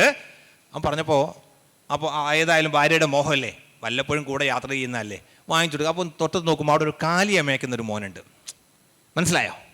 പേരിൻ്റെ ഇടതുവശത്തും വലതുവശത്തും ഒരുപാട് ബിരുദക്കൂട്ടങ്ങളൊന്നും ഇല്ല കേട്ടാ. ഈ മോനോട് പറഞ്ഞു, മോനെ ഒരു 2 കൂട് പറിച്ചു തരുമോ എന്ന് ചോദിച്ചു. മോൻ പറഞ്ഞു, ഒറ്റയടിക്ക് പറഞ്ഞു പറ്റൂല എന്ന്. അപ്പോൾ കൂടെയുള്ള ഗവൺമെൻറ് പറയുന്നുണ്ട് ഇത് വലിയ സാപാണ് കേട്ടോ ഈ പറിച്ചു കൊടുക്കുന്നു പറയുന്നുണ്ട്. ഈ മോൻ എന്ത് IAS ഓഫീസർ, എന്ത് ഇലക്ഷൻ കമ്മീഷണർ, ഒന്നുമില്ല, അവനെ പറ്റൂല എന്ന് പറയുന്നുണ്ട്. അപ്പോൾ ടി എൻ ശേഷൻ സാർ എന്നെ പറയുന്നുണ്ട്, എനിക്കൊരു ഭയങ്കര വല്ലാത്തൊരു വിഷമം, എന്താ അവൻ അങ്ങനെ പറഞ്ഞത്? അപ്പോൾ ഞാൻ പറഞ്ഞു, മോനെ ഞാൻ നിനക്ക് 10 രൂപ തരാറുണ്ട്. പിന്നെ പറഞ്ഞു 50 രൂപ തരാറുണ്ട്. അപ്പോൾ മോൻ പറഞ്ഞു നിങ്ങൾ 10 അല്ല, ഞാൻ 1000 രൂപ തന്നാലും ഞാൻ കൂട് പറിച്ചു തരൂലായിരുന്നു. അപ്പോൾ ടി എൻ ശേഷൻ സാറിന് ആകെ ജാള്യത, ആകെ പ്രയാസം. അപ്പോൾ ചോദിക്കുന്നുണ്ട് മോനോട്, എന്താ മോനെ നീ ആ കൂട് പറിച്ചു തരാത്തതെന്ന് ചോദിക്കുന്നുണ്ട്. അപ്പോൾ മോൻ പറഞ്ഞ വല്ലാത്തൊരു വാക്കുണ്ട്. മോൻ പറഞ്ഞു, സാറേ ഞാൻ ഈ 2 കൂട് പറിച്ചു തരും. രാവിലെ ആ കൂടുമായി ഇന്നിപ്പോൾ ഞാൻ പറിച്ചു തന്ന ആ കൂടുമായിട്ട് നിങ്ങൾ പോകുമ്പോൾ അതിൽ കുഞ്ഞു കുരുവികളുണ്ടാവും. തൂക്കണാംകുരുവിയുടെ കുഞ്ഞു കുരുവികളെയുമായിട്ടാണ് നിങ്ങൾ പോകുക. ഈ കുഞ്ഞു കുരുവികൾക്ക് വേണ്ടിയിട്ട് ഭക്ഷണം തേടിക്കൊണ്ട് രാവിലെ ഈ കൂടിൽ നിന്നും പുറത്തിറങ്ങി പോയിരിക്കുന്ന അമ്മക്കുരുവിയുണ്ട്. ഈ അമ്മക്കുരുവികൾ വൈകിട്ട് ഭക്ഷണവുമായിട്ട് വരുമ്പോ തന്റെ മക്കളെ കാണാതിരിക്കുമ്പോ, തന്റെ കൂട് കാണാതിരിക്കുമ്പോൾ ഒരു വല്ലാത്തൊരു കരച്ചിലുണ്ട്. അത് കേൾക്കാനുള്ള ശക്തി എനിക്കില്ല എന്ന് പറഞ്ഞപ്പോൾ ടി എൻ ശേഷൻ പറയുന്നുണ്ട്, എൻ്റെ IAS മതിയായില്ല, എൻ്റെ ചീഫ് ഇലക്ഷൻ കമ്മീഷൻ സ്ഥാനം മതിയായില്ല, എൻ്റെ വിദ്യാഭ്യാസം മതിയായില്ല, എൻ്റെ ബിരുദക്കൂട്ടങ്ങൾ മതിയായില്ല, സഹജീവികളോടുള്ള കാരുണ്യം പഠിക്കാനെന്ന്. ആ മോനാണ് എനിക്ക് പഠിപ്പിച്ചു തന്നത് എങ്ങനെയാണ് സഹജീവികളോട് കാരുണ്യം കാണിക്കേണ്ടത് എന്ന്. പിന്നെ പല സമയങ്ങളിൽ ഞാൻ ഇത് ഓർത്തിട്ട് സങ്കടത്തോടു കൂടി എൻ്റെ ഓഫീസിൽ ഇരുന്നിട്ടുണ്ട് എന്ന് ടി എൻ ശേഷൻ അനുസ്മരിച്ചപ്പോൾ നമുക്ക് നമ്മുടെ വിദ്യാഭ്യാസം കൊണ്ട് മികച്ച മനുഷ്യനാവാൻ വേണ്ടി സാധിക്കണം. അതില്ലാത്തൊരു വിദ്യാഭ്യാസവും വേണ്ട ഏട്ടാ. ഞാൻ നേരത്തെ പറഞ്ഞല്ലോ 18-21 വയസ്സായി എന്നൊക്കെ. ഇപ്പോൾ പുതിയൊരു ചില പാഷനൊക്കെ ഉണ്ട്. എന്താ അറിയോ, ഒരു എന്താ പറയുക, തരക്കേടില്ല ഒരു വിദ്യാഭ്യാസം കിട്ടി, നല്ല ജോലിയൊക്കെ കിട്ടി, ശമ്പളമൊക്കെ അക്കൗണ്ടിലൊക്കെ വരാൻ തുടങ്ങിയാലേ പിന്നെ ഞാൻ നേരത്തെ പറഞ്ഞില്ല, അച്ഛൻ ഔട്ട്ഡേറ്റഡ് ആണ്, അമ്മ ഔട്ട്ഡേറ്റഡ് ആണ്. മനസ്സിലായോ? അങ്ങനത്തെ ഒരു ധാരണ ഉണ്ടാവും. അങ്ങനെയൊക്കെ ആക്കിനെ ഡെവലപ്പ് ചെയ്യും. പിന്നെ അടുത്തതിൻ്റെ ഡെവലപ്മെൻറ്റ് എന്താ അറിയോ, ഞാൻ ഒരു സംഭവകഥ മാത്രം പറഞ്ഞ് ഞാൻ എൻ്റെ വാക്ക് അവസാനിപ്പിക്കാം. അമ്മയുടെ അച്ഛനെ നല്ല പൊന്നുമോനാ, അമ്മ പൊന്നുപോലെ വളർത്തിയെടുത്ത മോനാ. അപ്പോൾ ഇവന് കല്യാണം കഴിച്ച് വന്നപ്പോൾ ഈ മരുമകളും അമ്മയും തമ്മിൽ സിങ്കാവുന്നില്ല, ഒന്നിച്ചു പോകുന്നില്ല.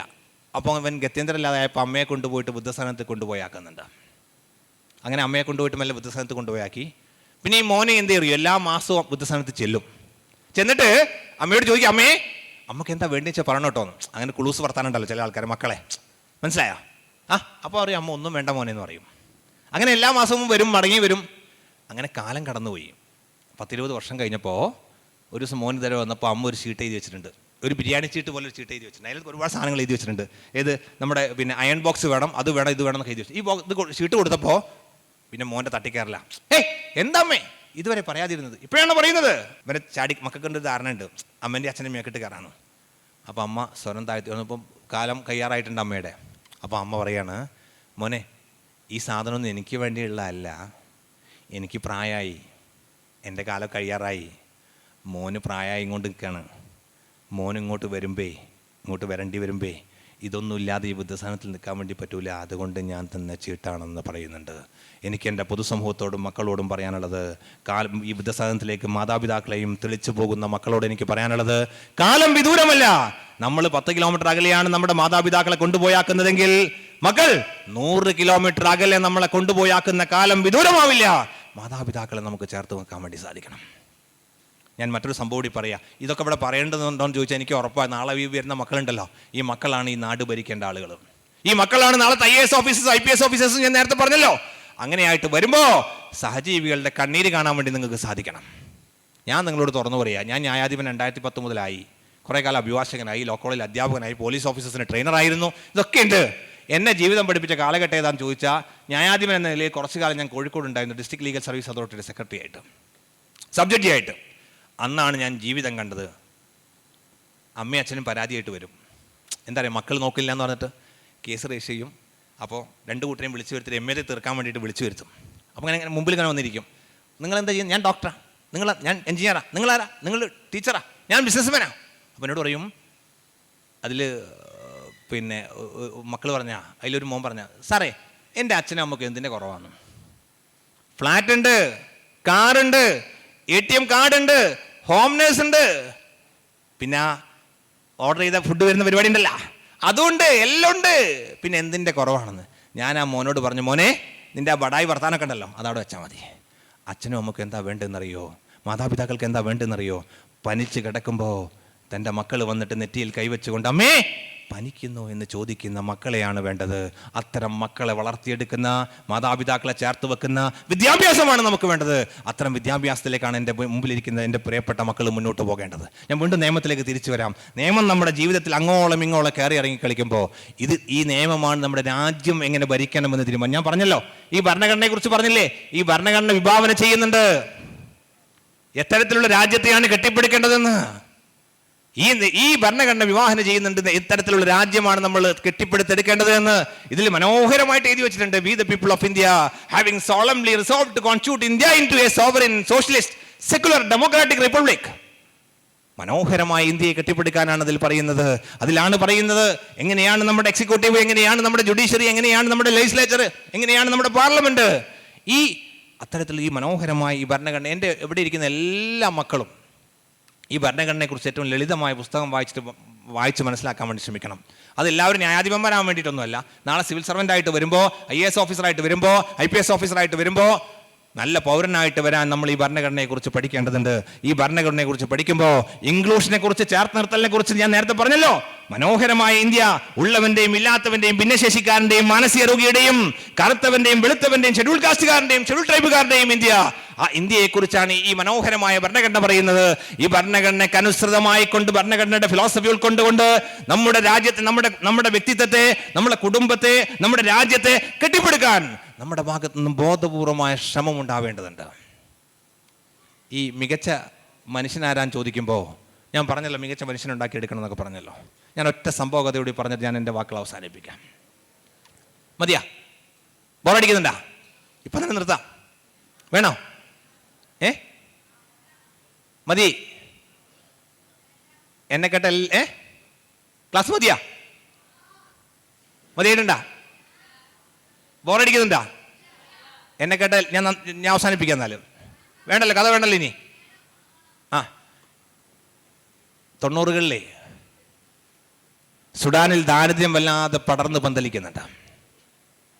വല്ലാതെ പടർന്ന് പന്തലിച്ചപ്പോൾ യുണൈറ്റഡ് നേഷൻസ് തീരുമാനമെടുക്കുന്നുണ്ട് സംഘത്തെ അങ്ങോട്ട് പറഞ്ഞയക്കാൻ. എന്തിനാണെന്നറിയോ? സുഡാനിന്റെ ദാരിദ്ര്യം ലോകത്തെ കാണിച്ചു കൊടുക്കാൻ വേണ്ടിയിട്ട്. അങ്ങനെ സംഘത്തെ രൂപീകരിച്ചപ്പോൾ വിമാനത്തിലാണ് പോകുന്നത്. ആ സംഘത്തിൽ ഒരുപാട് മാധ്യമ പ്രവർത്തകരുമുണ്ട്. എല്ലാവരും കൂടിയിട്ട് അങ്ങനെ അവിടെ പോയി സുഡാനിൽ വന്നു. ഈ മാധ്യമപ്രവർത്തകർ രീതി അറിയാലോ, അവർ ഫോട്ടോ ഒക്കെ എടുത്തു, വാർത്തകൾ ശേഖരിച്ചു, എല്ലാം കഴിഞ്ഞ് തിരിച്ചു പോകാനുള്ള വിമാനത്തിന് സമയമായപ്പോൾ അവർ തിരിച്ച് ഈ വാഹനത്തിൽ വന്ന് കയറുന്നുണ്ട്. അപ്പോൾ കയറി വന്നപ്പോൾ ഒരാൾ ഓടി വന്നിട്ട് പറഞ്ഞു, നിങ്ങൾ പോവല്ല, ഒരു രംഗം കൂടി കാണാനുണ്ട് എന്ന് പറഞ്ഞു. നിങ്ങൾ വാന്ന് പറഞ്ഞ് കൂട്ടിക്കൊണ്ടുവന്നിട്ട് ഇദ്ദേഹം കാണിച്ചു കൊടുക്കുന്ന ഒരു പ്രത്യേക രംഗമുണ്ട്. എന്താ രംഗം എന്നറിയോ? സുഡാനിന്റെ ദാരിദ്ര്യം വരച്ചു കാട്ടുന്ന പട്ടിണിക്കോലമായ ഒരു പെൺകുഞ്ഞുണ്ട്. ആ പെൺകുഞ്ഞ് മുട്ടിലേഞ്ഞുകൊണ്ട് ഭക്ഷണപ്പൊതി തേടിക്കൊണ്ട് ഭക്ഷണ ക്യാമ്പിലേക്ക് പോകുന്ന രംഗമാണ്. തൊട്ടടുത്തുണ്ട് ഒരു കഴുകൻ കാത്തു നിൽക്കുന്നു. എന്തിനാ? കഴുകനൊരു രീതിയുണ്ട്. എന്താ? ചത്ത് വീണാലേ കൊത്തി എടുക്കുള്ളൂ. അപ്പോൾ ഈ കുഞ്ഞ് ചത്ത് വീഴാൻ വേണ്ടി കഴുകൻ കാത്തു നിൽക്കുക. അപ്പോൾ ഫോട്ടോഗ്രാഫറുടെ മനസ്സിൽ ഇടുപൊട്ടി മനോഹരമായ ദൃശ്യമാണ് എനിക്ക് കിട്ടാൻ പോകുന്നത്. ചത്ത് വീഴുന്ന കുഞ്ഞിനെ കൊത്തിയെടുക്കുന്ന രംഗം പകർത്തണമെന്ന ബോധ്യത്തോട് കൂടിയിട്ട് ഫോട്ടോ ജേർണലിസ്റ്റ് അവിടെ വന്ന് നിൽക്കുന്നുണ്ട്. ആ ഫോട്ടോ ജേർണലിസ്റ്റ് പകർത്താൻ വേണ്ടി നിൽക്കുമ്പോൾ പക്ഷേ വിമാനം പോകുന്ന സമയമായപ്പോൾ ഈ കൊത്തിയെടുക്കൽ രംഗം നടക്കുന്നില്ലാതെ പോയപ്പോൾ പറ്റാവുന്ന ഒരു രംഗവും എടുത്തുകൊണ്ട് ഈ ഫോട്ടോഗ്രാഫർ പോകുന്നുണ്ട്. വിമാനം നഷ്ടപ്പെട്ടു പോകുമെന്ന് തോന്നിയപ്പോൾ ആ രംഗം ഇതായിരുന്നു ഞാൻ നേരത്തെ സൂചിപ്പിച്ച രംഗം. മുട്ടിലേഞ്ഞുകൊണ്ട് ഭക്ഷണപ്പൊതി തേടിക്കൊണ്ട് ഭക്ഷണ ക്യാമ്പിലേക്ക് മുട്ടയേഞ്ഞുകൊണ്ട് പോകുന്ന എല്ലും കോലുമായ ഈ സുഡാനിന്റെ ദാരിദ്ര്യം വരച്ചു കാട്ടുന്ന പെൺകുട്ടി മുട്ടിലേഞ്ഞു പോകുന്ന രംഗം. തൊട്ടപ്പുറത്ത് ഈ കുഞ്ഞ് ചത്ത് വീഴുന്നത് കാത്തു നിൽക്കുന്ന കഴുകന്റെ രംഗം പകർത്തിക്കൊണ്ട് പോകുമ്പോൾ ഈ ഫോട്ടോ ന്യൂയോർക്ക് ടൈംസിന് അയച്ചു കൊടുക്കുന്നുണ്ട്. പിറ്റേന്ന് ന്യൂയോർക്ക് ടൈംസിൽ ഈ ഫ്രണ്ട് പേജിൽ ഈ ഫോട്ടോ വരുന്നുണ്ട്. ഈ ഫോട്ടോ വന്നപ്പോൾ അഭിനന്ദനങ്ങളുടെ പ്രവാഹം ഈ ഫോട്ടോഗ്രാഫർക്ക്. ന്യൂയോർക്ക് ടൈംസിൽ എഡിറ്റർ വിളിച്ചിട്ട് ഒരുപാട് ആളുകൾ അഭിനന്ദിക്കുന്നു.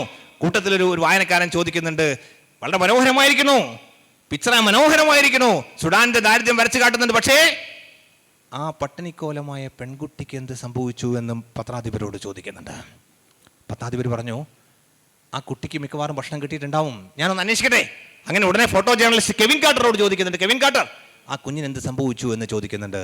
ആ കുഞ്ഞിന് എന്ത് സംഭവിച്ചു എന്ന് ചോദിച്ചപ്പോ കെവിൻ കാർട്ടർ പറയുന്നുണ്ട്, മിക്കവാറും ഭക്ഷണം കിട്ടിയിട്ടുണ്ടാവും, ഞാൻ തിരിച്ചു പോരുന്ന തിരക്കിലായിരുന്നു, എന്റെ വിമാനം നഷ്ടപ്പെട്ടു പോകുമെന്നതിനാൽ. ഇത് കഴിഞ്ഞിട്ട് ഇതേ മറുപടി ഈ പത്രാധിപർ വായനക്കാരന് കൊടുക്കുന്നുണ്ട്. നിരവധി വായനക്കാർ കെവിൻ കാർട്ടറെയും വിളിച്ചു ഇതുപോലെ തന്നെ അഭിനന്ദിച്ചപ്പോൾ കൂട്ടത്തിൽ ഒരു വായനക്കാരൻ ഇതേ ചോദ്യം ആവർത്തിച്ചപ്പോൾ ഇതേ മറുപടി കെവിൻ കാർട്ടർ കൊടുക്കുന്നുണ്ട്. അപ്പോൾ വായനക്കാരൻ ചോദിക്കുന്നുണ്ട്, അവിടെ എത്ര കഴുകന്മാരുണ്ടായിരുന്നു എന്ന്. കെവിൻ കാർട്ടർ പറഞ്ഞു, ഒരു കഴുകനെന്ന്. മറുതലക്കൽ നിന്ന് വായനക്കാരൻ പറഞ്ഞു, അവരെ 2 കഴുകന്മാരുണ്ടായിരുന്നു, അതിൽ ഒരു കഴുകന്റെ കഴുത്തിൽ ക്യാമറയും ഉണ്ടായിരുന്നു എന്ന് പറയുമ്പോ മികച്ച ഫോട്ടോഗ്രാഫർ ആകുമ്പോ, മികച്ച ഡോക്ടർ ആകുമ്പോൾ, മികച്ച എഞ്ചിനീയർ ആകുമ്പോൾ, മികച്ച IAS ഉദ്യോഗസ്ഥനാകുമ്പോൾ, മികച്ച സിവിൽ സർവന്റ് ആകുമ്പോ മികച്ച മനുഷ്യനാവാൻ വേണ്ടി സാധിക്കണം. ഒരു പൊതി ചോറ് ഈ കുഞ്ഞിനെ എത്തിച്ചു കൊടുക്കാമായിരുന്നു. ശേഷം ചരിത്രമാണ് നിങ്ങൾ ഓർക്കേണ്ടതുണ്ട്. കെവിൻ കാർട്ടർക്ക് എനിക്കിത് ചെയ്യാൻ പറ്റിയില്ലല്ലോ എന്ന സങ്കടം വന്നിട്ട് അദ്ദേഹം തൻ്റെ 33-ാമത്തെ വയസ്സിൽ സൂയിസൈഡ് ചെയ്യുന്നുണ്ട്, ആത്മഹത്യ ചെയ്യുന്നുണ്ട്. അപ്പോൾ ഞാൻ പറഞ്ഞു വരുന്നത്, നമ്മുടെ വിദ്യാഭ്യാസം കൊണ്ട് നമുക്ക് മികച്ച മനുഷ്യന്മാരെ ഉണ്ടാക്കിയെടുക്കാൻ വേണ്ടി സാധിക്കണം. ആ മികച്ച മനുഷ്യരായി മാറുന്ന വിദ്യാഭ്യാസം നേടുന്ന, ഭരണഘടനയെ ഉയർത്തിപ്പിടിക്കുന്ന നമുക്ക് നല്ല പൗരന്മാരായിട്ട് വളരാൻ വേണ്ടി സാധിക്കട്ടെ എന്ന് മാത്രം പറഞ്ഞുകൊണ്ട് സമയം അതിക്രമിച്ചു എന്ന ധാരണയോടുകൂടി ഈ ചടങ്ങ് ഔദ്യോഗികമായി ഉദ്ഘാടനം ചെയ്തതായി പ്രഖ്യാപിച്ചുകൊണ്ട് you are free to ask any questions. ഞാനൊക്കെ ലോ കോളേജിൽ പഠിക്കുന്നവേ ഏതെങ്കിലും ഫാക്കൽറ്റിയെ കൊണ്ടുവരും. ഇതുപോലെ ഫാക്കൽറ്റിയെ കൊണ്ടുവരും എന്ന് പറഞ്ഞാൽ തലേന്ന് മാഷ് പറയും ഇന്ന ഫാക്കൽറ്റിയാണ് വരണമെന്ന്. എന്താ ചെയ്യാറില്ല, ലൈബ്രറി പോയിരുന്നിട്ട് ആ ഫാക്കൽറ്റി പറയാൻ പോകുന്ന സബ്ജക്റ്റിനെ കുറിച്ചിട്ട് വായിക്കാൻ ശ്രമിക്കും. അന്ന് കുറച്ച് കുസൃതി കൂടുതലായിരുന്നു. എന്നിട്ട് ഈ ഫാക്കൽറ്റിയോട് ചോദ്യം ചോദിച്ച് അദ്ദേഹത്തെ തകർക്കും, തരിപ്പണമാക്കും. അതൊരു രസമായിരുന്നു. അപ്പോൾ അതുകൊണ്ടുണ്ടായ മെച്ചം എന്താണെന്നറിയോ, നമുക്കിത് വായിക്കാനുള്ളൊരു താല്പര്യമൊക്കെ വരും. അതുപോലെ ഞാൻ നിങ്ങൾക്കൊരു ഓപ്പർച്യൂണിറ്റി തരികയാണ്, എന്നെ ചോദ്യം ചോദിച്ച് നിങ്ങൾക്ക് തകർക്കാവുന്നതാണ്. എന്ത് സംശയവും ചോദിക്കുക. മോനിപ്പോൾ തന്നെ കൈ പൊക്കിയിട്ട് അവൻ പ്രിപ്പയർ ചെയ്തിട്ടാണ് വന്നതെന്ന് ചോദിക്കുന്നുണ്ട്, ചോദിച്ചോളൂ. നമ്മുടെ ഇന്ത്യയിൽ ഇപ്പോൾ ഏറ്റവും കൂടുതൽ നമ്മളിപ്പോൾ ഒരു വണ്ടി ഫോറിൻ കാർ പർച്ചേസ് ചെയ്യണമെങ്കിൽ ഒരു ഫോർച്യൂണറിൻ്റെ മറ്റേ മാനുഫാക്ചർ പ്രൈസ് 19 lakhs-ആണ്. 19 lakhs-ആണ്. പക്ഷേ ആ ഫോർച്യൂണർ നമ്മൾ വാങ്ങണമെങ്കിൽ ഏകദേശം 50 lakhs. സാറേ, ഇവിടെ നമ്മളൊരു ഫോറിൻ കാർ വാങ്ങണമെങ്കിൽ ഏകദേശം 50 lakhs ആണ്. അതിൽ 19 lakhs ആണ് അതിൻ്റെ മാനുഫാക്ചർ പ്രൈസ്. ബാക്കി 31 lakhs ഇവർ അതിൽ 18% GS ടാക്സ് എക്സെട്ര അങ്ങനെ അതിൽ 6 ലക്ഷം വരെ നമ്മുടെ ഇത് ഷോറൂമാർ എടുക്കും. ബാക്കി വരുന്ന 25 ലക്ഷം റുപ്യ ഗവൺമെൻറ് ടാക്സ് എടുക്കുക. അപ്പോൾ ഈ ടാക്സ് ഇത്രയും എടുക്കുന്നതിൽ ഇത് ചോദിക്കാൻ ഇതുവരെ ഒരു നിയമവും ഇങ്ങനെ വന്നിട്ടില്ലല്ലോ. കാരണം മറ്റു കൺട്രീസിൽ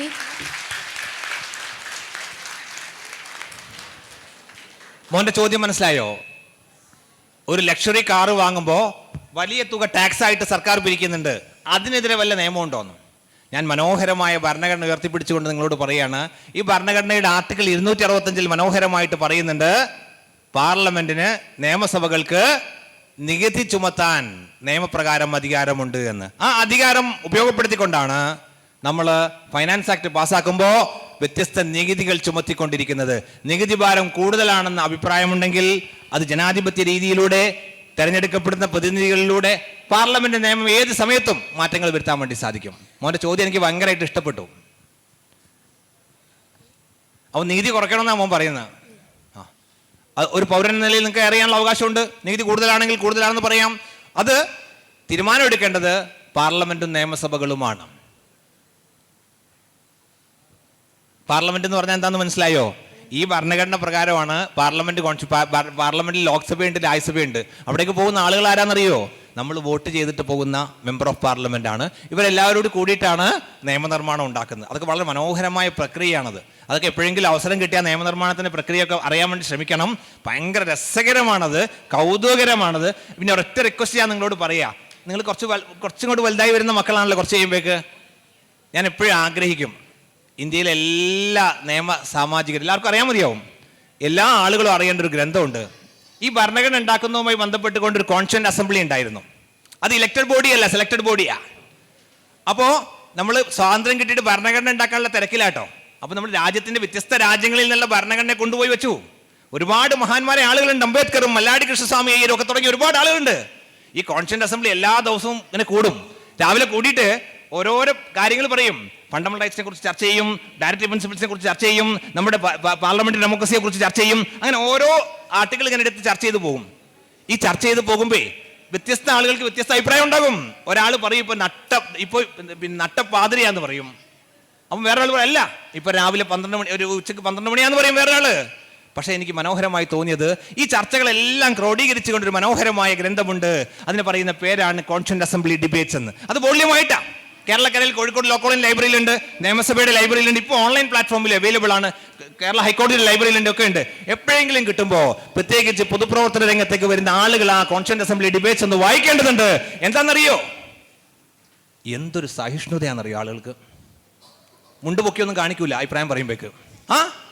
ഞാൻ പറയില്ല, ഇപ്പൊ ഒരാൾ പറയാ രാത്രിയാണെന്ന്, ശാന്തമായിട്ട് എല്ലാ അംഗങ്ങളും ശബ്ദം ഉണ്ടാക്കാതെ കേൾക്കും.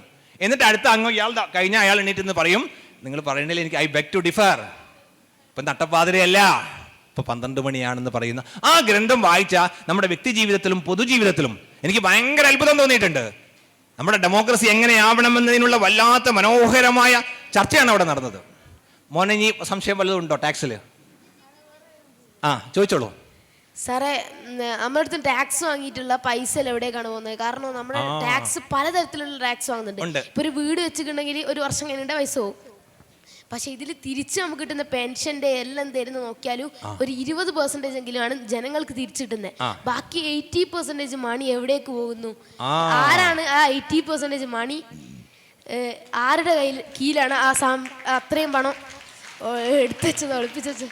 നമ്മുടെ രാജ്യത്ത് ഞാൻ പറഞ്ഞല്ലോ, ഭരണഘടന വിഭാവന ചെയ്തതുപോലെ പാർലമെന്റ് നിയമസഭകളും പാസ്സാക്കിയിരിക്കുന്ന വ്യത്യസ്ത നിയമപ്രകാരം വ്യത്യസ്ത തരത്തിലുള്ള ടാക്സുകൾ, നികുതികൾ നമ്മുടെ അടുത്ത് പിരിക്കുന്നുണ്ട്.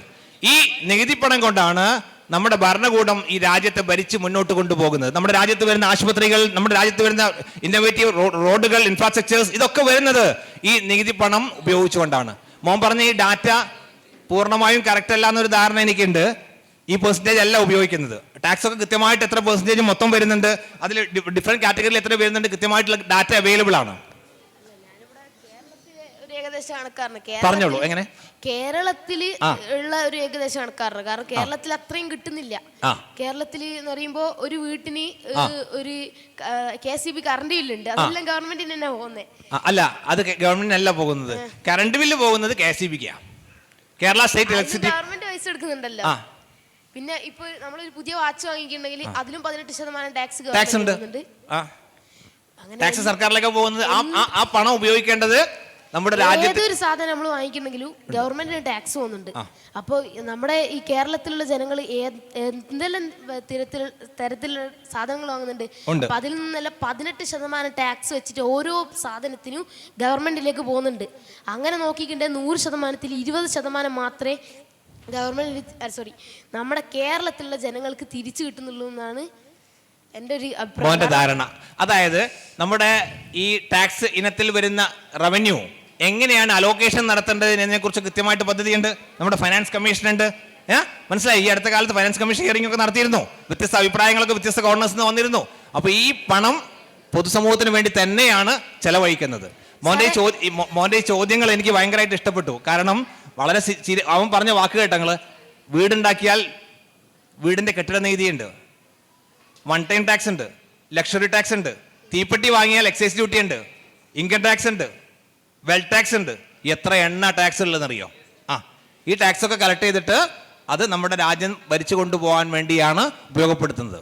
അത് വ്യത്യസ്ത സ്റ്റേറ്റുകൾക്ക് അലോക്കേഷന്റെ ഒരു പെർസെൻറ്റേജ് വെച്ചിട്ടാണ് കൊടുത്തുകൊണ്ടിരിക്കുന്നത്. ചോദിച്ചോളൂ. നമ്മുടെ പ്രൈം മിനിസ്റ്ററിന്റെ ഏകദേശ സാലറി up to 3 lakhs.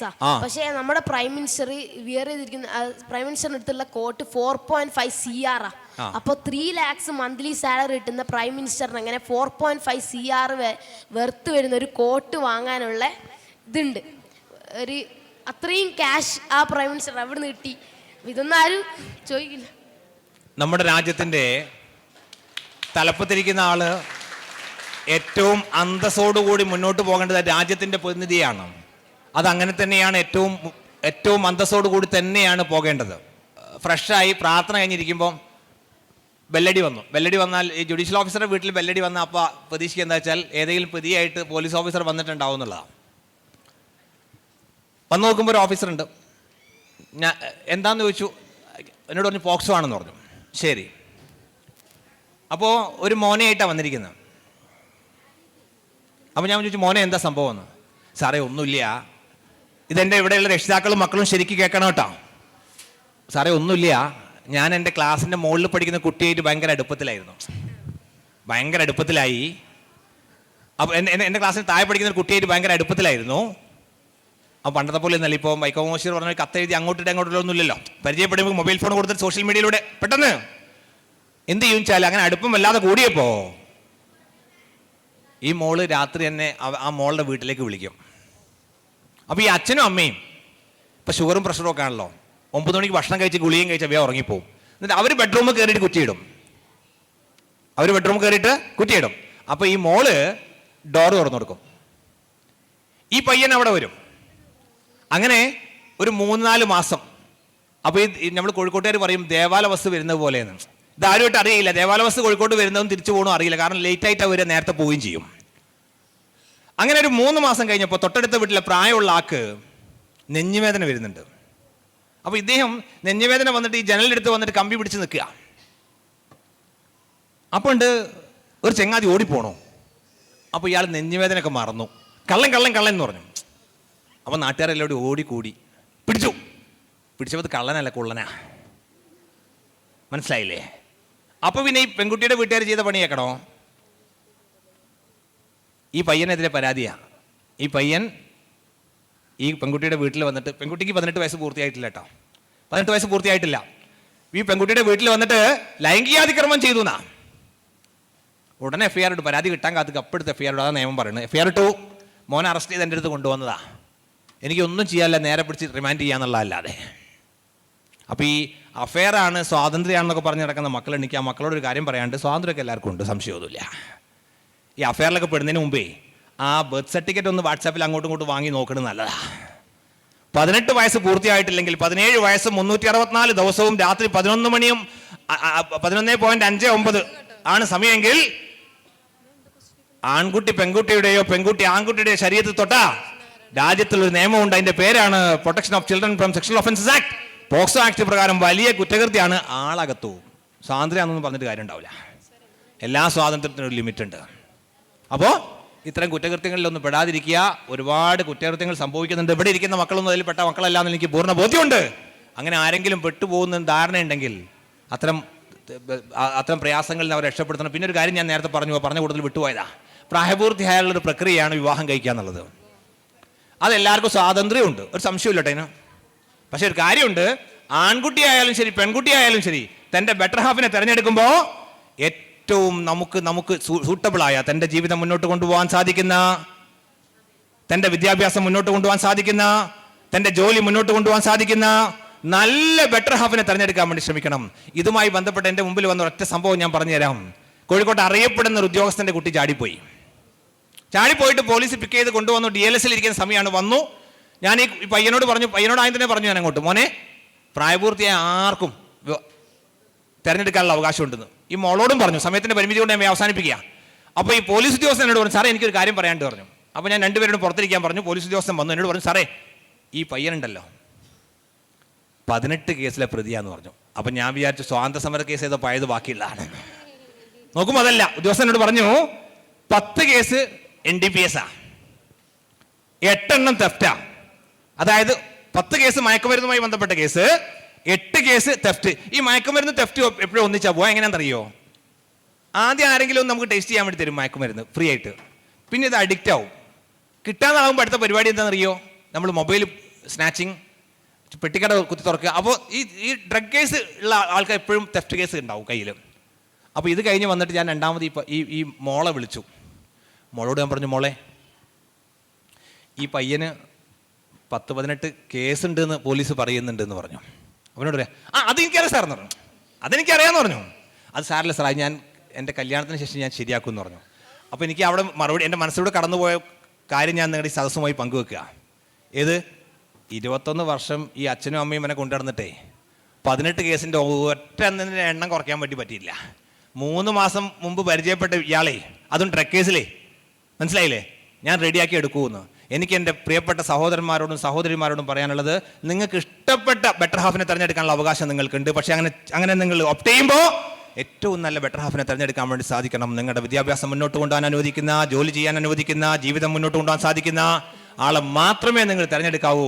വരുന്ന സ്കൂട്ടറിൻ്റെ ശബ്ദം കേട്ട്, ബൈക്കിൻ്റെ ശബ്ദം കേട്ട്, ആ 3 ലക്ഷം രൂപയുടെ മറ്റേ സാധനം ഉണ്ടല്ലോ, അതൊന്നും കേട്ടിട്ട് അതിൻ്റെ മുകളിൽ കയറി പോകാൻ വേണ്ടി നിൽക്കണ്ട. നല്ല ബെറ്റർ ഹാഫിനെ നിങ്ങൾ തിരഞ്ഞെടുത്തോ, അതിന് കുഴപ്പമില്ല. Yes, any other doubts? Sir, എന്തുകൊണ്ടാണ് ഈ ഫീൽഡ് സെലക്ട് ചെയ്തത്? Who's your inspiration or role model to do this? എന്തുകൊണ്ട്? ഞാൻ അവിചാരിതമായിട്ട് നിയമരംഗത്തേക്ക് വന്നുപെട്ട ആളാണ്.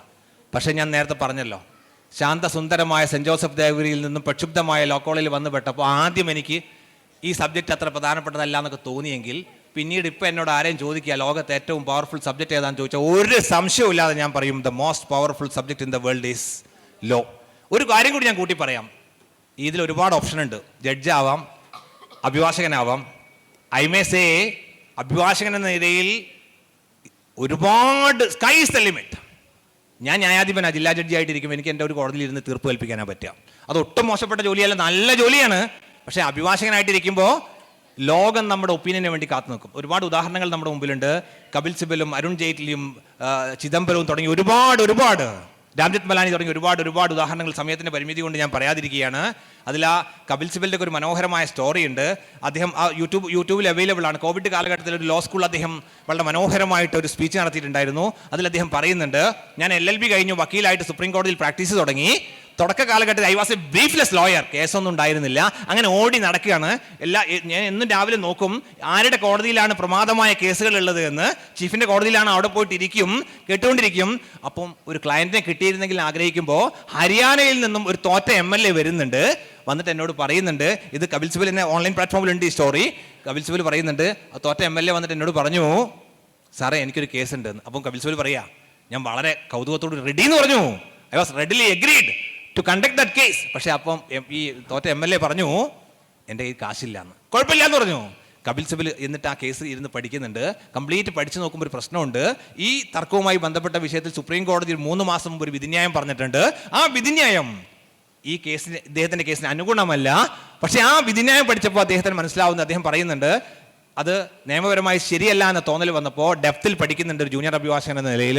അങ്ങനെ ഈ കേസിൻ്റെ അഡ്മിഷൻ രംഗത്തെക്കുറിച്ച് അദ്ദേഹം വിവരിക്കുന്നുണ്ട്. കേസ് സുപ്രീം കോടതി സ്ക്രീനിൽ കേസ് വന്നു. കേസ് വിളിക്കുമ്പോൾ ഇദ്ദേഹം വളരെ മനോഹരമായിട്ട് കേസ് അവതരിപ്പിച്ച രംഗം പറയുന്നുണ്ട്. പറഞ്ഞു, your lordship, I am fully aware there is a dictum which is against my client എന്നൊക്കെ പറഞ്ഞ് തുടങ്ങുന്നത്. ഐ ബെഗ് ടു ഡിഫർ എന്നൊക്കെ പറഞ്ഞ് തുടങ്ങുന്നുണ്ട്. പക്ഷേ ബെഞ്ച് അദ്ദേഹത്തിന് ഓപ്പർച്യൂണിറ്റി കൊടുക്കുകയും മനോഹരമായിട്ട് 7 ദിവസം തുടർച്ചയായിട്ട് കപിൽ സിബൽ തൻ്റെ ആദ്യത്തെ കേസ് മനോഹരമായി ആർഗ്യൂ ചെയ്യുന്നുണ്ട്. അന്ന് സുപ്രീം കോടതി ബാർ അസോസിയേഷനുകളിൽ ഇതൊരു ചർച്ചയാവുന്നുണ്ട്, ഏതാണ് ആ കോടതിയിലെ പയ്യൻ കേസ് ആർഗ്യൂ ചെയ്യുന്നതെന്ന്. ശേഷം ചരിത്രമാണ്. കപിൽ സിബൽ ഇന്ന് അറിയപ്പെടുന്ന, ലോകത്ത് തന്നെ അറിയപ്പെടുന്ന അഭിഭാഷകനാണ്. You forget about his politics. I am not at all bothered about his politics, but I am bothered about his professional excellence. അതുപോലെ അരുൺ ജെയ്റ്റ്ലി ഉണ്ട്, രാംജത്ത് മലാനി, ഒരുപാട് പ്രഗത്ഭരായ അഭിഭാഷകരുണ്ട്.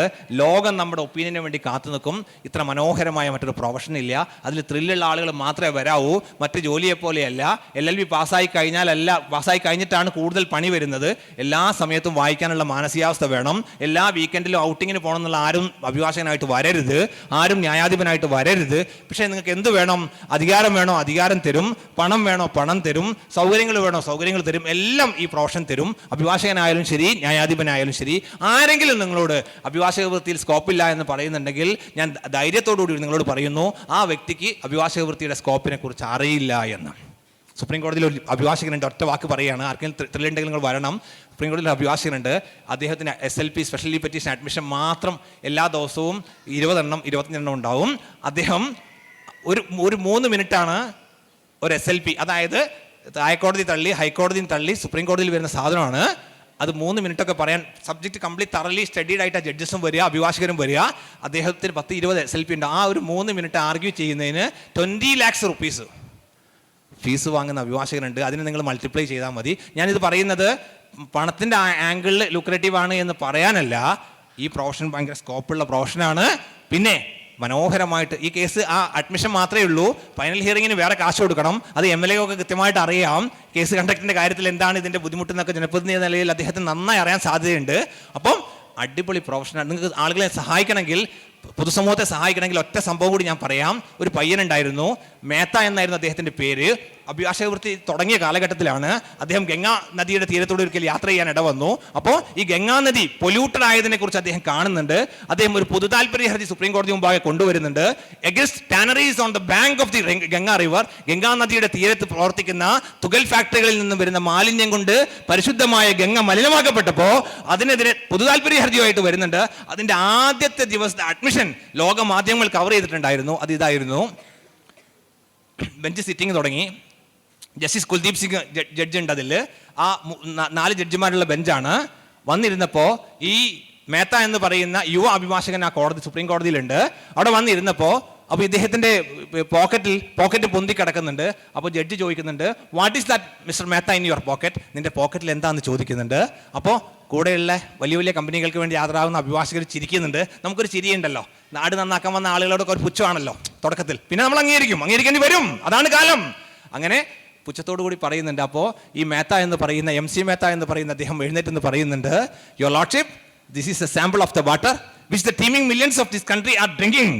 If the landed opposite councils appearing for the tanneries, big multinational companies, if they are ready to take a single drop of water, I will drop the case now itself എന്ന് പറയുന്നുണ്ട്. അദ്ദേഹം പറഞ്ഞതാണ്, എൻ്റെ പോക്കറ്റിലിരിക്കുന്നത് ഈ ലോകത്ത് ഈ രാജ്യത്തുള്ള ഒരുപാട് ആയിരക്കണക്കിന് ആളുകൾ കുടിക്കുന്ന ഗംഗാനദിയിലെ വെള്ളത്തിന്റെ സാമ്പിളാണ്.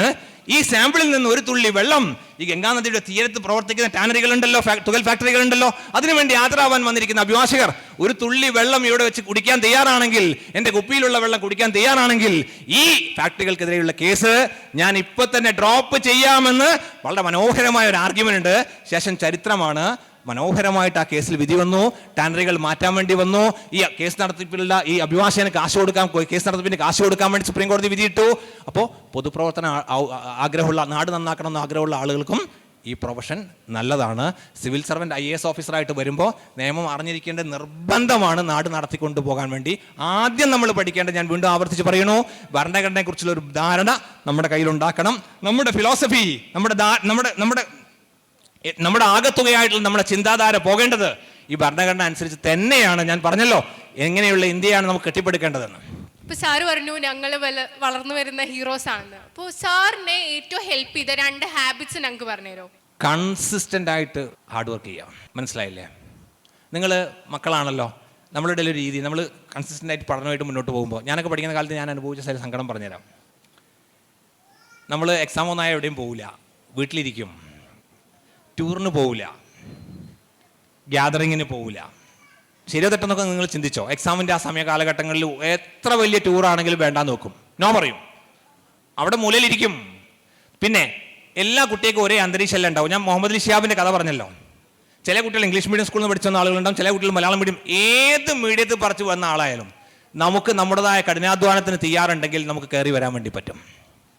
ഈ പഠന കാലഘട്ടത്തിൽ ചിലത് നമ്മൾ വേണ്ടാന്ന് വെക്കേണ്ടി വരും, ചില കല്യാണ പരിപാടി വേണ്ടാന്ന് വെക്കേണ്ടി വരും, ചില ആഘോഷങ്ങൾ വേണ്ടാന്ന് വെക്കേണ്ടി വരും. പക്ഷേ ആ വേണ്ടാന്ന് വെച്ചാലുള്ള മെച്ചം എന്താണെന്നറിയോ നിങ്ങൾക്ക്? ഇത്തരം 100 ആഘോഷങ്ങൾ ഇനാഗുറേറ്റ് ചെയ്യാൻ വേണ്ടി നിങ്ങൾക്ക് പോകാം.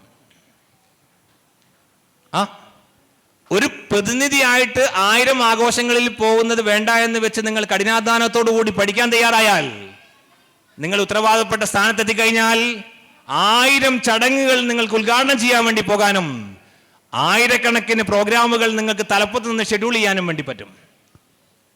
മുഹമ്മദ് അനീഷ് എന്ന് പറയുന്ന IAS ഉദ്യോഗസ്ഥൻ കഴിഞ്ഞ ദിവസം ഞാൻ ലീമറിഡിയിൽ ഒരു ചടങ്ങ് പങ്കെടുത്തിട്ടുണ്ടായിരുന്നു. ഞാൻ മനോഹരമായിട്ട് അദ്ദേഹത്തെ ശ്രദ്ധിക്കുകയായിരുന്നു.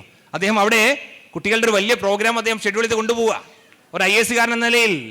അതുകൊണ്ട് നമ്മൾ കൺസിസ്റ്റൻ്റ് ആയിട്ട് മുന്നോട്ട് പോവുക. പിന്നെ സമൂഹം പറയുന്നത് എല്ലാത്തിനും മറുപടി പറയാൻ വേണ്ടി പോകരുത്. മനസ്സിലായില്ലേ? എന്നോട് പറഞ്ഞിരുന്ന ഒരു കാര്യമാണ്, ഞാൻ പറയാം. ഞാൻ ഈ എന്താ പറയുക, ST എന്നാ പറയാം, സ്റ്റുഡൻറ് ടിക്കറ്റ് ഇല്ലേ, ഈ ബസ്സിൽ ഇങ്ങനെ യാത്ര ചെയ്യായിരുന്നു. അപ്പോൾ എന്നോട് അതിലൊരു കണ്ടക്ടർ ഇടയ്ക്കിടയ്ക്ക് എന്നോട് ചോദിക്കും, മോനെ എത്ര കാലം ഈ പുസ്തകം പിടിച്ച് നടക്കണം? ശരിയാണ്, അയാൾ പറഞ്ഞത് ശരിയാണ്. സ്കൂളിൽ പോകുമ്പോൾ പുസ്തകം പഠിക്കുന്നു, പ്രീഡിഗ്രിക്ക് പഠിക്കാൻ പുസ്തകം പഠിക്കുന്നു, LLBക്ക് പഠിക്കുമ്പോൾ പുസ്തകം പഠിക്കുന്നു, PGക്ക് പഠിക്കാൻ വീണ്ടും പുസ്തകം പിടിച്ച് ബസ് കയറുന്നു. അതൊക്കെ വളരെ പുഞ്ചിരിയോടുകൂടി മറുപടി പറഞ്ഞ് മുന്നോട്ട് പോയാൽ മതി. ഒരു കാര്യം ഞാൻ പറയാം, ഇവിടെ എല്ലാവർക്കും ഓപ്പർച്യൂണിറ്റി ഉണ്ട്. നമ്മൾ ഒരാൾ പോയ വഴി കൂടി തന്നെ പോകണമെന്ന് ഒരു നിർബന്ധം. നമുക്ക് ഏത് മേഖലയാണോ ഇഷ്ടമുള്ളത് അതിൽ നമ്മൾ മുന്നേറി മുന്നോട്ട് പോകണം. പിന്നെ ആ ഉപയോഗപ്പെടുന്ന കാര്യത്തിൽ ഞാൻ എപ്പോഴും പറയും, ഇവിടെ അധ്യാപകരായ ആളുകൾ ഈ ചടങ്ങിലുണ്ടാവും. എനിക്ക് അധ്യാപകരോട് ഒറ്റ റിക്വസ്റ്റ് കൂടി പറഞ്ഞ് ഞാൻ അവസാനിപ്പിക്കാം. ആരാ മികച്ച, ഞാൻ ലോ കോളേജിൽ അധ്യാപകനായിരുന്നു കുറച്ചു കാലം. ആരാ മികച്ച അധ്യാപകൻ എന്ന് ചോദിച്ചാൽ എൻ്റെ മുമ്പിൽ ഒറ്റ ഉത്തരമുള്ളത്. ഒരു അധ്യാപകൻ ആദ്യമായിട്ട് ഒരു 9ാം ക്ലാസ് ക്ലാസ് എടുക്കാൻ വേണ്ടിയിട്ട് വരിക. ഈ മോൻ വന്നിട്ട് ഈ അധ്യാപകൻ വന്ന് ക്ലാസ് എടുക്കുന്നുണ്ട്. ക്ലാസ് എടുക്കുമ്പോൾ കുട്ടികളെ കഴിക്കുന്നുണ്ട് കേട്ടോ. അപ്പോൾ ഈ ഏതൊരാളുടെയും മോഹ ക്ലാസ് എടുക്കാൻ പോകുമ്പോൾ പ്രബന്ധം അവതരിപ്പിക്കുമ്പോഴും അത് നാഷണൽ സെമിനാർ ആയാലും ശരി, ഇൻ്റർനാഷണൽ സെമിനാർ, തൻ്റെ പ്രസൻറ്റേഷൻ ഏറ്റവും നന്നാവണമെന്ന് വലിയ മോഹ. അങ്ങനെ ഈ ക്ലാസ് ഇദ്ദേഹം ഒരുപാട് പ്രിപ്പയർ ചെയ്തിട്ടാണ് വരുന്നത്. അതിൻ്റെ ചെറിയ ടെൻഷനൊക്കെ ഉണ്ട്. ആദ്യത്തെ ക്ലാസ് എടുക്കുമ്പോൾ നിങ്ങൾക്ക് മനസ്സിലാവും അത്. പിന്നെ അതൊരു ഇഷ്ടമായി മാറും. അങ്ങനെ വന്ന് ക്ലാസ് എടുത്ത് കഴിഞ്ഞിട്ട് ഒരു 30 മിനിറ്റ് ക്ലാസ് എടുത്ത് കഴിഞ്ഞിട്ട് ഈ അധ്യാപകൻ ചോദിക്കുന്നുണ്ട്, മക്കളെ ഞാനെടുത്ത ക്ലാസ് നിങ്ങൾക്ക് മനസ്സിലായോ എന്ന് ചോദിക്കുന്നുണ്ട്. മക്കൾ ഒന്ന് ഉഷാറായിരിക്കണോ? അസലായി. അപ്പോൾ ഇയാൾക്ക് കുറച്ച് കോൺഫിഡൻസ് ലെവൽ കൂടി അധ്യാപകന്. അപ്പോൾ അധ്യാപകൻ ഒരു സംശയം ചോദിക്കുന്നുണ്ട്. ആ സംശയം ചോദിച്ചിട്ട് ഒരു കുട്ടിയെ ചൂണ്ടിയപ്പോൾ ഒരു വല്ലാത്ത ചിരി, ഒരാക്കുന്ന ചിരി ക്ലാസ്സിൽ. അപ്പോൾ ഈ അധ്യാപകൻ ആകെ പെർപ്ലക്സ്ഡായി. എൻ്റെ ചോദ്യം മോശമായോ, ശൈലി ശരിയായില്ലേ, ആകതായി. somehow he managed that particular class, then he returned back to the staff room. ക്ലാസ്സൊക്കെ കഴിഞ്ഞിട്ട് അദ്ദേഹം സ്റ്റാഫ് റൂമിലേക്ക് പോകുന്നു. സ്റ്റാഫ് റൂമിലെത്തിയപ്പോൾ അധ്യാപകൻ ആകെ വേർക്കുന്നുണ്ട്. അങ്ങനെയല്ല, ആദ്യത്തെ ക്ലാസ് മോശമായോ എന്ന് അറിയാൻ വേണ്ടിയിട്ട്. അപ്പോൾ ക്ലാസ് ലീഡറെ വിളിച്ചു വരുത്തുന്നുണ്ട്. അപ്പോൾ ക്ലാസ് ലീഡറെ വിളിച്ചു വരുത്തിയിട്ട് ഈ അധ്യാപകൻ ചോദിക്കുന്നുണ്ട്, അല്ല മോനെ എങ്ങനെ ഉണ്ടായിരുന്നു എൻ്റെ ക്ലാസ് എന്ന്? മനസ്സിലായില്ലേ? സാറേ അസലായിരിക്കണോ, നന്നായി മനോഹരമായിരിക്കണം സാറിൻ്റെ ക്ലാസ്, ഇഷ്ടമായി. അപ്പോൾ ഈ സാർ ചോദിക്കും, അല്ല മക്കളെ എന്നാൽ പിന്നെ ഇങ്ങനെ ഇഷ്ടമായെങ്കിൽ നിങ്ങൾ എന്തിനാ ചിരിച്ച്? ഞാൻ ചോദ്യം ചോദിച്ചപ്പോൾ അതോ സാറേ അതെന്താ കാര്യം എന്നറിയോ, സാറിൻ്റെ ആദ്യത്തെ ചോദ്യം പോയതേ ഞങ്ങളുടെ ക്ലാസ്സിലെ മരമണ്ടനോടാണെന്ന്. അപ്പോൾ ചില ടീച്ചേഴ്സ് ഇത് കേട്ട് തലയാട്ടിയിരിക്കും. ഈ മാഷ് അങ്ങനെ കേട്ടിരുന്നില്ല. മാഷ് അപ്പം പറഞ്ഞു, മോനെ ദുനിയാവിൽ ഭൂമിയിൽ ദൈവം ആരെയും മരമണ്ടന്മാരായിട്ട് പടച്ചിട്ടില്ല. ഒരാൾക്ക് ഒരു കഴിവല്ലെങ്കിൽ മറ്റൊരു കഴിവുണ്ട്. മോൻ ഇനി അങ്ങനെ പറയരുതെന്ന് പറഞ്ഞു. അധ്യാപകൻ അവിടെ അവസാനിപ്പിച്ചില്ല. ഈ മോനെ പറഞ്ഞയച്ചിട്ട് സമൂഹം മരമണ്ടനെന്ന് മുദ്ര കുത്തിയ മോനെ മെല്ലെ സ്റ്റാഫ് റൂമിലേക്ക് വിളിച്ചു വരുത്തുന്നുണ്ട്. ചെന്ന് ഈ മോനോട് പുറത്തൊന്ന് തട്ടി. ഈ ചില അധ്യാപകർക്ക് രീതി, ഞാൻ അധ്യാപകനായതുകൊണ്ടാണ് ഇത്ര ധൈര്യത്തോടു കൂടി പറയുന്നത്, ചില അധ്യാപകർക്ക് രീതിയുണ്ട്. പഠിക്കുന്ന മക്കളുടെ മാത്രം കോൺസെൻട്രേറ്റ് ചെയ്ത് വണ്ടി ഓടിക്കുന്ന കുറേ അധ്യാപകരുണ്ട്. അത് ശരിയല്ല എന്ന് ഉറച്ചു. ഞാൻ എന്തുകൊണ്ടാണ് ഞാൻ പറഞ്ഞുതരാം. അങ്ങനെ ഈ മോൻ്റെ പുറത്ത് തട്ടി, മോൻ്റെ പേര് ചോദിച്ചു, അച്ഛൻ്റെ പേര് ചോദിച്ചു, വീട് ചോദിച്ചു, നല്ലൊരു റാപ്പ് ക്രിയേറ്റ് ചെയ്തു. എന്നിട്ട് മോനോട് ചോദിച്ചു, മോനെ ഞാനൊരു കാര്യം പറയട്ടെ മോനോട്. ആ സാറ് പറഞ്ഞു. ഈ സ്റ്റാഫ് റൂമിലേക്കൊന്നും പഠിക്കുന്ന കുട്ടിക്ക് മാത്രമേ പോകാനൊക്കെ പറ്റുള്ളൂ. ചില അധ്യാപകരുടെ രീതിയുണ്ട്. അതൊക്കെ ഉണ്ടെങ്കിൽ അവനവൻ തിരുത്തിയാൽ മതി കേട്ടോ, വേറെ ഒന്നും എനിക്ക് പറയാനില്ല. ഏത് ക്ലാസ്സിലുണ്ടാവും ഒരു ക്രീം, ഓൾക്ക് മാത്രമേ സ്റ്റാഫ് റൂം, ഈ മോഹൻ ആദ്യമായിട്ട് സ്റ്റാഫ് റൂമിൽ വരാൻ വേണ്ടി പറ്റുന്നതും ഒരു അധ്യാപകൻ ചേർത്ത് നിർത്തുന്നതും പുറത്ത് തട്ടുന്നതും. തട്ടി അങ്ങനെ മോനോട് ചോദിച്ചു, മോനെ ഞാനൊരു കാര്യം പറയാം. അപ്പോൾ സാറ് പറഞ്ഞു ഞാനൊരു 8 വരി കവിത തരാൻ പറഞ്ഞു. എന്നിട്ട് ഈ 8 വരി കവിത ഈ മോന് കൊടുത്തിട്ട് പറഞ്ഞു, മോനെ ഒരു കാര്യം ചെയ്യണം, മോൻ എത്ര സമയം വേണേ എടുത്തോ, ഒരാഴ്ചയോ 2 ആഴ്ചയോ 1 മാസമോ 2 മാസം എടുത്തോ, അതൊന്ന് കാണാതെ പഠിച്ചിട്ട് വരണം എന്ന് പറഞ്ഞു. ഞാൻ പഠിച്ചിട്ട് വരും സാറേ എന്ന് പറഞ്ഞു. അങ്ങനെ ഇവൻ പോയിട്ട് ഒരുപാട് ദിവസം ഒന്നും എടുത്തില്ല. ഒരാഴ്ച കഴിഞ്ഞിട്ട് സ്റ്റാഫ് റൂമിൽ വന്ന് സാറിനോട്, സാറേ ഞാൻ ആ കവിത പഠിച്ചു വിട്ടാന്ന്. അപ്പോൾ സാറ് പറഞ്ഞു, അഭിനന്ദനങ്ങൾ, ഇവൻ്റെ ജീവിതത്തിൽ ആദ്യത്തെ ഒരു നല്ല വാക്കാട്ടാ, പോസിറ്റീവ് സ്ട്രോക്കാ, ഭാരതരത്നയാ. അപ്പോൾ എനിക്കറിയാം, ഞാൻ സർക്കാർ സ്കൂളിൽ പഠിച്ച ആളാണ്. അധ്യാപകരുടെ ഭാഗത്തു നിന്നൊരു നല്ല വർത്തമാനം കിട്ടിയാൽ നമ്മൾ സ്റ്റാഫ് റൂമിൽ നിന്നൊക്കെ എങ്ങനെ മടങ്ങി പോകാമെന്നറിയോ? നടന്നിട്ടല്ല പോവുക, തുള്ളിയാണ് പോവുക. എനിക്ക് നല്ല ഓർമ്മയുണ്ട്. ഇപ്പോഴുള്ള മക്കൾ അങ്ങനെയാണെന്ന് എനിക്കറിയില്ല. സാറുമാരുടെ അടുത്തൊരു നല്ല വാക്ക് എന്ന് പറഞ്ഞാൽ വലിയ സംഭവമാണ്. എനിക്കൊന്നും ഒരു സാറ് മുഖം കറുപ്പിച്ച് നോക്കുന്നത് പോലും കാണാനുള്ള ശക്തി എനിക്കില്ല. അപ്പോൾ ഞാൻ അങ്ങനെ ഈ മോനെ ഞാൻ തുള്ളി ക്ലാസ്സിലേക്ക് പോയി. അപ്പോൾ ഈ സാറിന് ഈ ക്ലാസ്സിൽ പീരീഡ് ഇല്ല. അപ്പോൾ ഹെഡ് മാസ്റ്ററോട് പോയി പറഞ്ഞിട്ട് ഒരു പീരീഡ് വേറൊരാളുടെ പീരീഡിൽ വന്ന് ക്ലാസ് എടുക്കാൻ വേണ്ടി വരുന്നുണ്ട്. അന്ന് ഈ സാറ് വന്നിട്ട് മനോഹരമായിട്ട് കവിത ക്ലാസ് എടുക്കുന്നുണ്ട്. കവിത മനോഹരമായിട്ട് ക്ലാസ് എടുത്ത് പ്രാസം എല്ലാ കാര്യം പറയുന്നുണ്ട്. എല്ലാ ക്ലാസ്സും കഴിഞ്ഞിട്ട് 25 മിനിറ്റായി മക്കളോട് ചോദിക്കുന്നത്, മക്കളെ എങ്ങനെയുണ്ട്, കവിത മനസ്സിലായോ? മനസ്സിലായി സാറേ എന്ന് പറഞ്ഞു. ഉഷാറായിരിക്കണോ? അപ്പോൾ ഇദ്ദേഹം പോയിട്ട് ബോർഡ് മായ്ക്കുന്നുണ്ട്. ബോർഡ് മായച്ചിട്ട് മക്കളോട് പറഞ്ഞു, ഞാൻ ഈ പഠിച്ച കവിതയിൽ നിന്ന് നിങ്ങൾ ആർക്കാണ് 2 വരി കവിത കാണാതെ പറയാൻ പറ്റുക എന്ന് ചോദിക്കുന്നുണ്ട്. ക്ലാസ് നിശബ്ദമായി. സോക്കോൾഡ് പഠിപ്പിസ്റ്റുകൾ മുമ്പിലുണ്ട് കേട്ടാ. ഞാൻ പഠിപ്പിസ്റ്റുകൾക്ക് എതിരൊന്നും അല്ല കേട്ടാ. എനിക്ക് കാലിക്കറ്റ് യൂണിവേഴ്സിറ്റിയിൽ LLM ഫസ്റ്റ് റാങ്ക് ഒക്കെ ഉണ്ട്. ആ ഫസ്റ്റ് റാങ്ക് വാങ്ങാനൊന്നും വലിയ ബുദ്ധിമുട്ടൊന്നുമില്ല. അത് സെലക്ടഡ് ബുക്ക് കണ്ടുപിടിച്ചിട്ട് അത് ഇന്ത്യൻ യൂണിവേഴ്സിറ്റിയിലെ സിസ്റ്റത്തെക്കുറിച്ച് ഞാൻ പറഞ്ഞുതരാം. അപ്പോൾ ഈ പഠിപ്പിസ്റ്റുകളും നാവനങ്ങുന്നില്ല. അപ്പോൾ സമൂഹം മരമണ്ടൻ എന്ന് മുദ്ര കുത്തിയ മോനെ ബാക്കിൽ നിന്ന് സാറിനോട് എണീറ്റ് ചോദിക്കുന്നുണ്ട്, സാറേ ഞാൻ കവിത 2 വരി ചെല്ലിക്കോട്ടെ എന്ന്. ചെല്ലിക്കാന്ന് പറഞ്ഞോ? ഇവൻ ഒറ്റ ശ്വാസത്തിൽ 8 വരി കവിത ചൊല്ലി.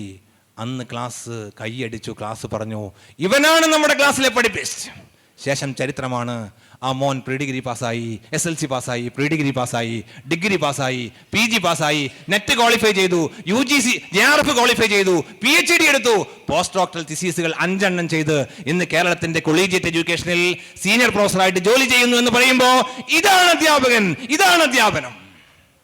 അതല്ലാതെ രാവിലെയും വൈകുന്നേരം ട്യൂഷന് പോകുന്ന കുട്ടി ഇടയ്ക്ക് ലെഷർ ടൈമിൽ ക്ലാസ്സിൽ കയറി വരുമ്പോൾ അവന് ചുറ്റും മാത്രം വട്ടമിട്ട് പറക്കുന്നവൻ അധ്യാപകനല്ല എന്ന് ഉറച്ചു വിശ്വസിക്കുന്ന ആളാണ് ഞാൻ. തൻ്റെ ക്ലാസ്സിൽ ഏറ്റവും പഠിക്കാൻ പിന്നോക്കം നിൽക്കുന്ന കുട്ടിയെ മനസ്സിൽ കാണുകയും അവന്റെ നിലവാരത്തിലേക്ക് തന്റെ ക്ലാസ് കൊണ്ടുവരികയും അവനെ ഉയർത്തിക്കൊണ്ടുവരികയും ചെയ്യുന്നവനാണ് മികച്ച അധ്യാപകൻ. മികച്ച വിദ്യാർത്ഥി ആരാന്ന് ഞാൻ നേരത്തെ പറഞ്ഞതല്ലോ. എന്നെ കേട്ട എല്ലാവർക്കും ഒരുപാട് നന്ദി. Thank you very much.